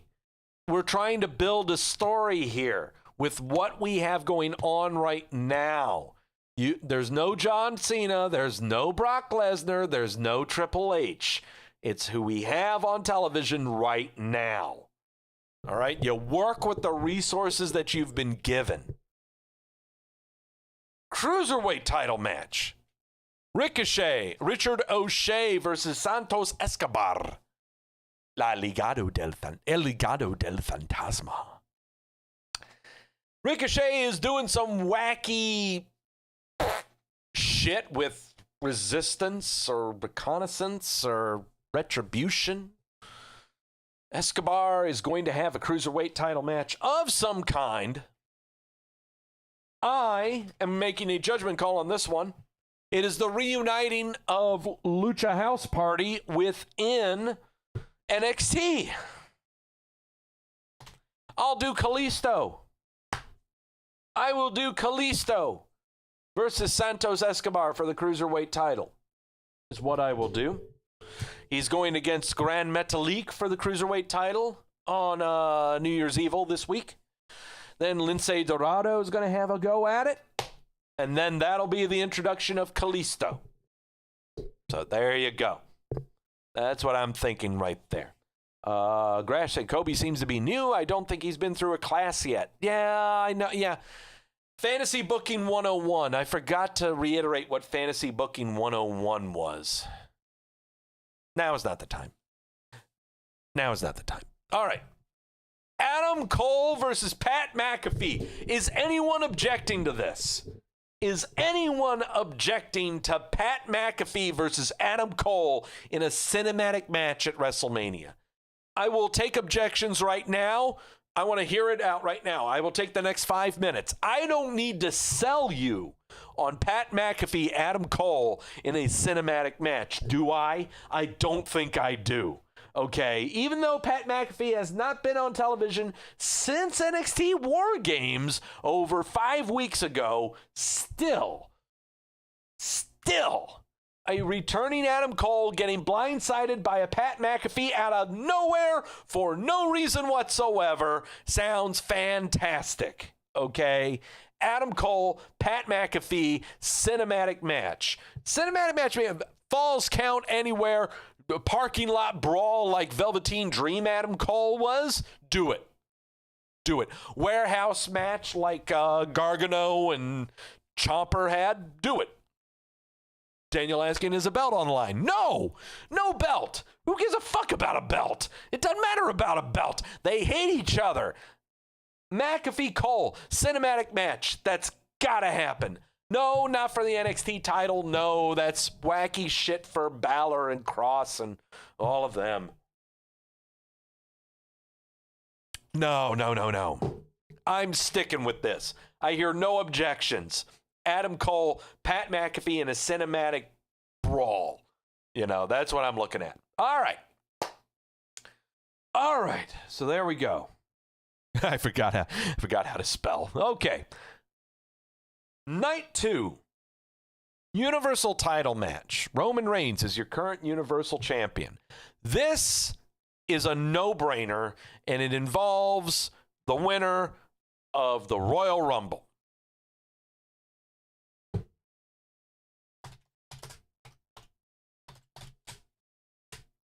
There you go.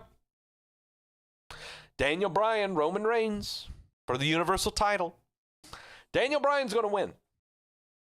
Plain and simple. Plain and simple. Convince me. I know we've just started building to the Royal Rumble, but Daniel Bryan, through the past week and a half, I think 2 weeks, has been saying that of all the things I've accomplished in my career, I have never won a Royal Rumble. He's never won a Battle Royale of any kind. Well, there you go. No-brainer. Absolute no-brainer. Daniel Bryan, Roman Reigns. There you go. No clusterfuck, no triple threat, no nothing. There you go.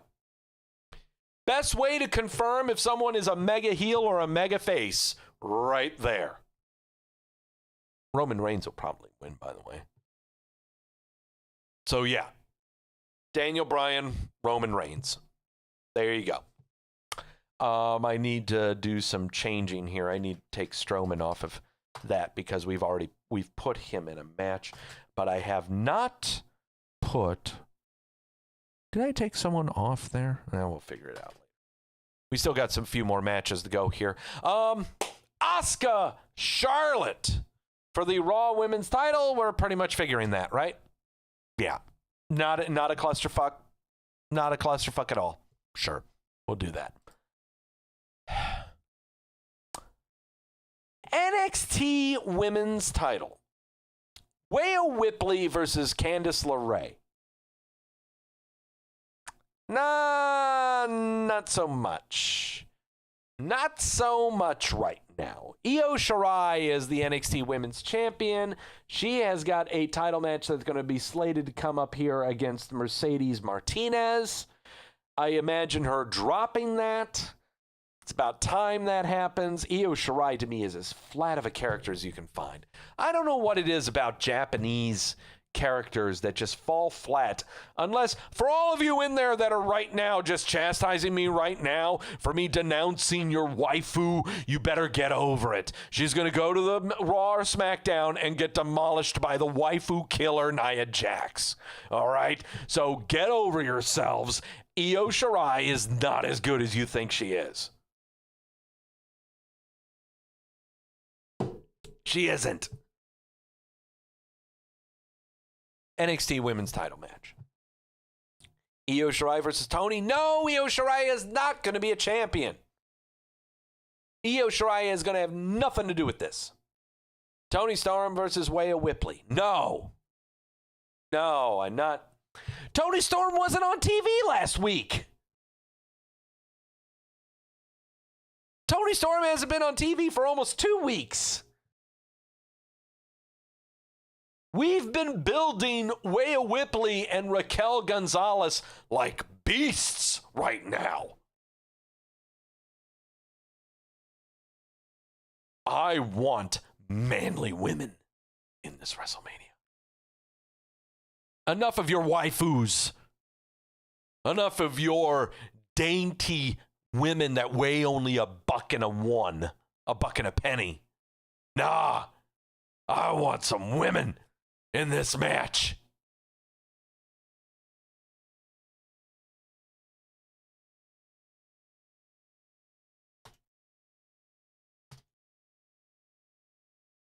Oh, that's right.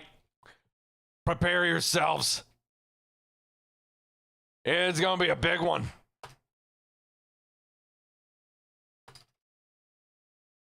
I think there you'll know what I'm talking about.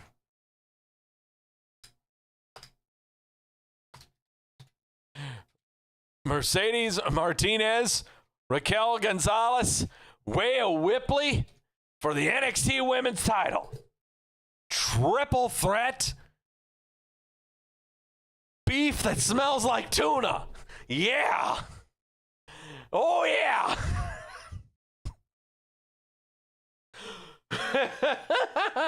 That's what I'm talking about right there. Mercedes Martinez will win the NXT Women's title coming up on New Year's Eve. Hold that, and then we've got tournament shit to figure out contenders, and who cares? Oh, boy. That's what I'm talking about right there. In fact, now that I think about it, well, no.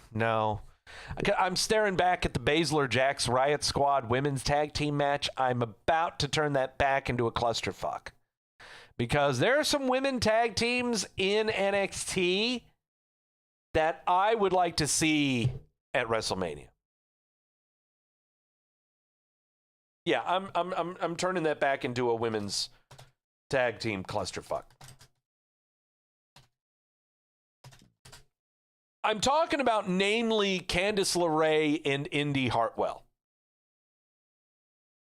Candice LeRae, the whole Gargano way that's been going on in NXT has been absolutely fantastic. It's been entertaining as all hell. Jamel said, fuck it, add Nia to this now. No, I can't. No, I can't add it to it. No. The women's tag team clusterfuck I could see being a fatal four-way, but we get Candice LeRae and Indy Hartwell into the four-way. Riot Squad, Hartwell and LeRae, Jackson Baszler, and throw a reuniting Iconics in there. Sure. Throw them in there. Why not? Why not? I don't see why not. You could have Lacey Evans versus Billie Kay in a match to see who is Peyton Royce's partner. Who knows? You could do that. That doesn't sound too bad. Oh, man, have I been taking down this beer. God damn it. And I'm not even done booking this show.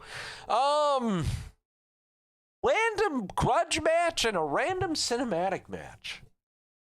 We still have that and 2 other grudge matches to book. Let's skip this for now.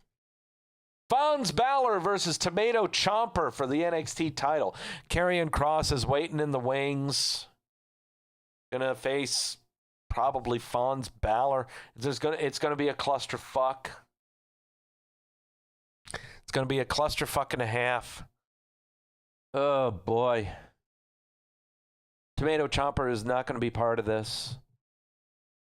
I just see this solely being Balor and Kross. Yeah, Fons Balor, Karrion Kross for the NXT title. Sami Zayn. Zayn is no longer the Intercontinental Champion. That is Big E. We had Big E Burdurnt for the Universal title. In fact, let me make sure I've got that name right up there. There we go. That's better. Big E's opponents right now seem to be Apollo Crews. Ugh.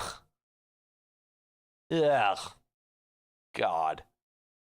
An honor fest with Apollo Crews and Big E? Oh, God. Ugh.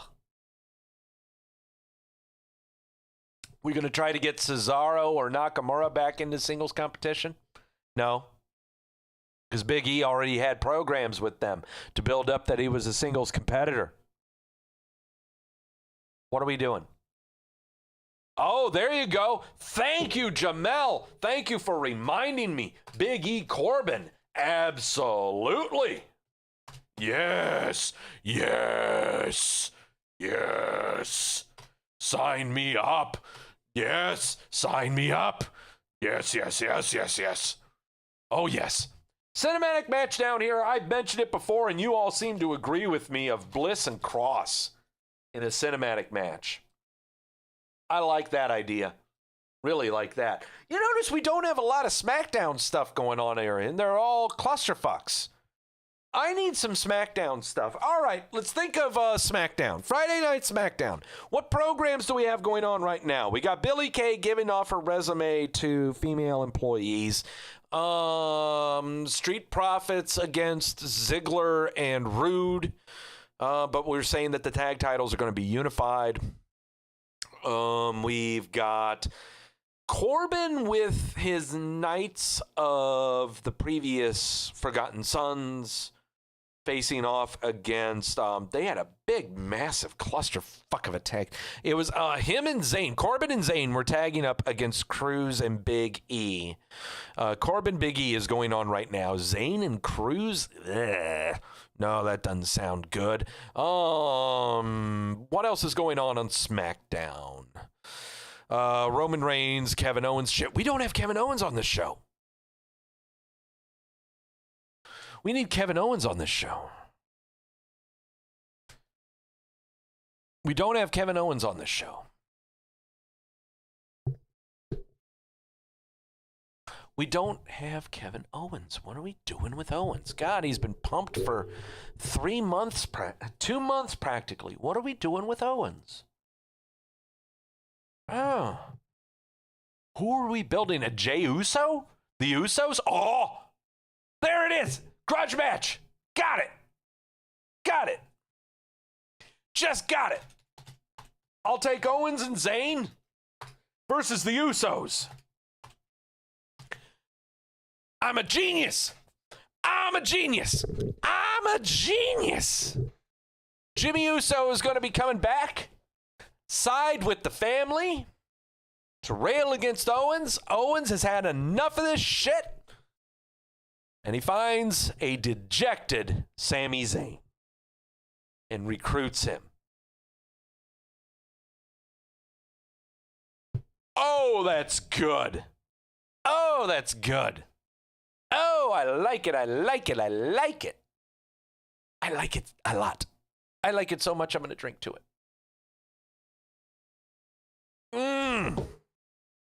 Oh, that's good. Oh, that's very good. That can easily be booked. Easy book. Easy book. And that's not too fantasy booking at all. That's not too fantasy booking at all. That plays right into the storylines that we got. All right, guys. So we can take Owens off that. You know what? I'm taking R-Truth and Aleister Black off of names you got to worry about. Sullivan has been on the milk carton for Lord knows how long. So AJ Styles and Jeff Hardy are not on the show. We got 2 grudge matches. We still have, well, not necessarily. We still have 1 other title match we can do.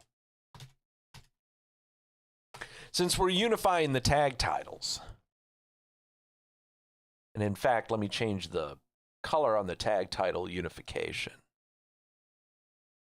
All right. So there we go. All right. I hope you guys can understand the color coordination that I have going on here. Red Raw, blue SmackDown, yellow NXT, green something special, and gray being outside of the realms of the brand specificity. All right. Another tag team title match. We are not counting the NXT North American Championship or the Intercontinental Championship. Intercontinental Champion right now is Big E. No, the Intercontinental Championship's right there. Sorry. No, it's still booked. No, NXT North American Championship is not on there. I think that's the only one. And that's Johnny Gargano. NXT tag team titles aren't there. Who are the tag team champions? Go. Who are the NXT tag team champions? Go. Oh, UK title. Kobe. Yes. Are you kidding me? You're goddamn right. I'm booking Walter. Oh. Give me Walter. Yes. Who am I booking against Walter? Who am I booking against Walter? Come on, help me out, guys. Who am I booking against Walter? Who am I doing? Kobe says Cesaro. No. Who am I booking against Walter? No, I'll book this. Andrew, I know UK doesn't come over, Kobe, but no, we'll change all of this later. We're fantasy booking right now. It's probably not going to happen, but you know what? I'll take the NXT UK title over NXT tag titles and North American title anytime, okay? Daniel, Kobe, Walter is one of Doug's trigger words. It is. Walter is a trigger for me. Oh, ooh, I love it. Woo-hoo-hoo.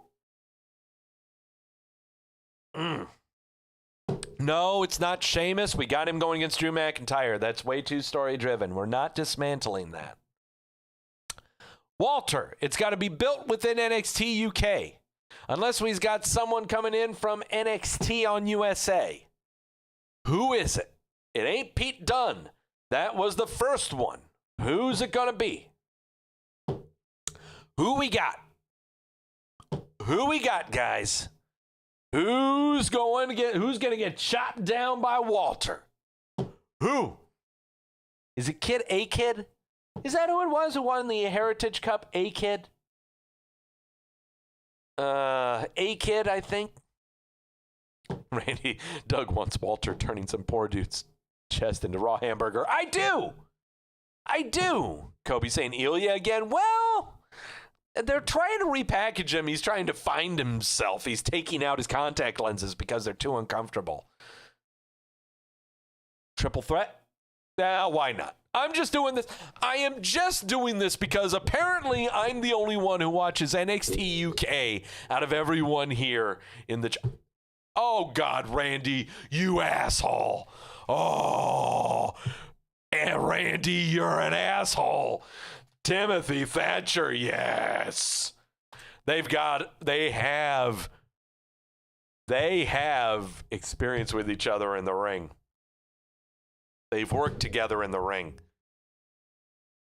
Oh, God. Timothy Thatcher, Walter yeah, sure. It will erase it in 4 weeks. Okay, we're going to erase our wet dream in 6 weeks. Okay, I'm just trying to get rid of blank space. I cannot have this grudge match in parentheses shit going on. We got to figure out what's going on. We got to figure this out. Final grudge match. I got my rocks off. Now let's get back to reality. All right, what do we got? Who's left? I don't have Bender, Jeff Hardy. Jeff Hardy Bender is not on the card.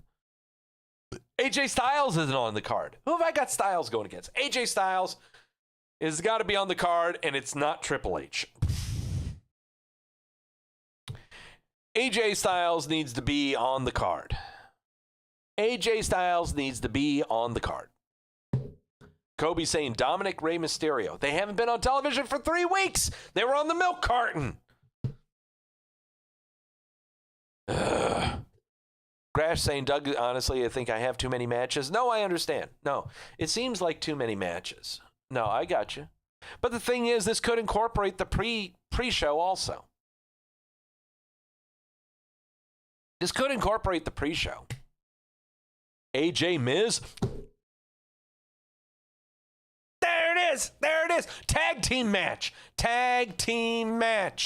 Damn it, Daniel. God damn it, Daniel, in a positive way. God damn it, Daniel, you're good. I will take Miz and Morrison versus almost making his debut in the ring and AJ Styles. Right there. I will. Oh, that's good. That is a good pre-show match right there. That is a fun pre-show match. Fun pre-show match right there. Oh, that's so much fun right there. Fuck Bender. Fuck Jeff Hardy. Let him get drunk in Myrtle Beach again unless he's found God or something. Good job, Daniel. Yeah, you nailed it. You fucking nailed it, dude. Yeah. Oh, it's so good. Okay. That can be done. Okay, that one can be done. All right. God, I'm spent. Here it is. Your brand new WrestleMania card for this year. Holy cow. Do you see how far we came? Look at this. Look at this. And how far it was since, I think it was SummerSlam? It was before the draft we had this booked. I love doing shows like these, okay? I love doing shows and segments like this with you guys so that, we can play around, fantasy book, while at the same time not trying to go too far in the deep end. I hope you're listening, Kobe, okay? Not going too far into the deep end. You work with the resources that you got. You pay attention to the television shows that have been going on, and it's easy to put together. There is not one match on here that you can question, except for Doug's wet dream of Walter, that all of this can be doable. In 3 months, WrestleMania will be on the WWE Network, and this will be the card we kind of hope to see. I hope to place some locks on these, but I can't. I could probably do some locks on 2 of these matches. I can't lock the whole thing. Thanks for the lesson, Doug. It says Kobe. No, I'm not meaning to put you down, Kobe. Seriously, okay? Seriously. We'll reintroduce Fantasy Booking 101 on another episode. I forgot to do it here today because I was just too excited. It's the new year. Fuck 2020. Oh, God, this was a fun show. I love fantasy booking shows. I love these shows, man. Gets you guys involved in the chat room. Gets you guys, like Doug's not so much of a dum-dum. He's just a drunk guy who's going to tell us we're stupid. No, I'm not that kind of guy.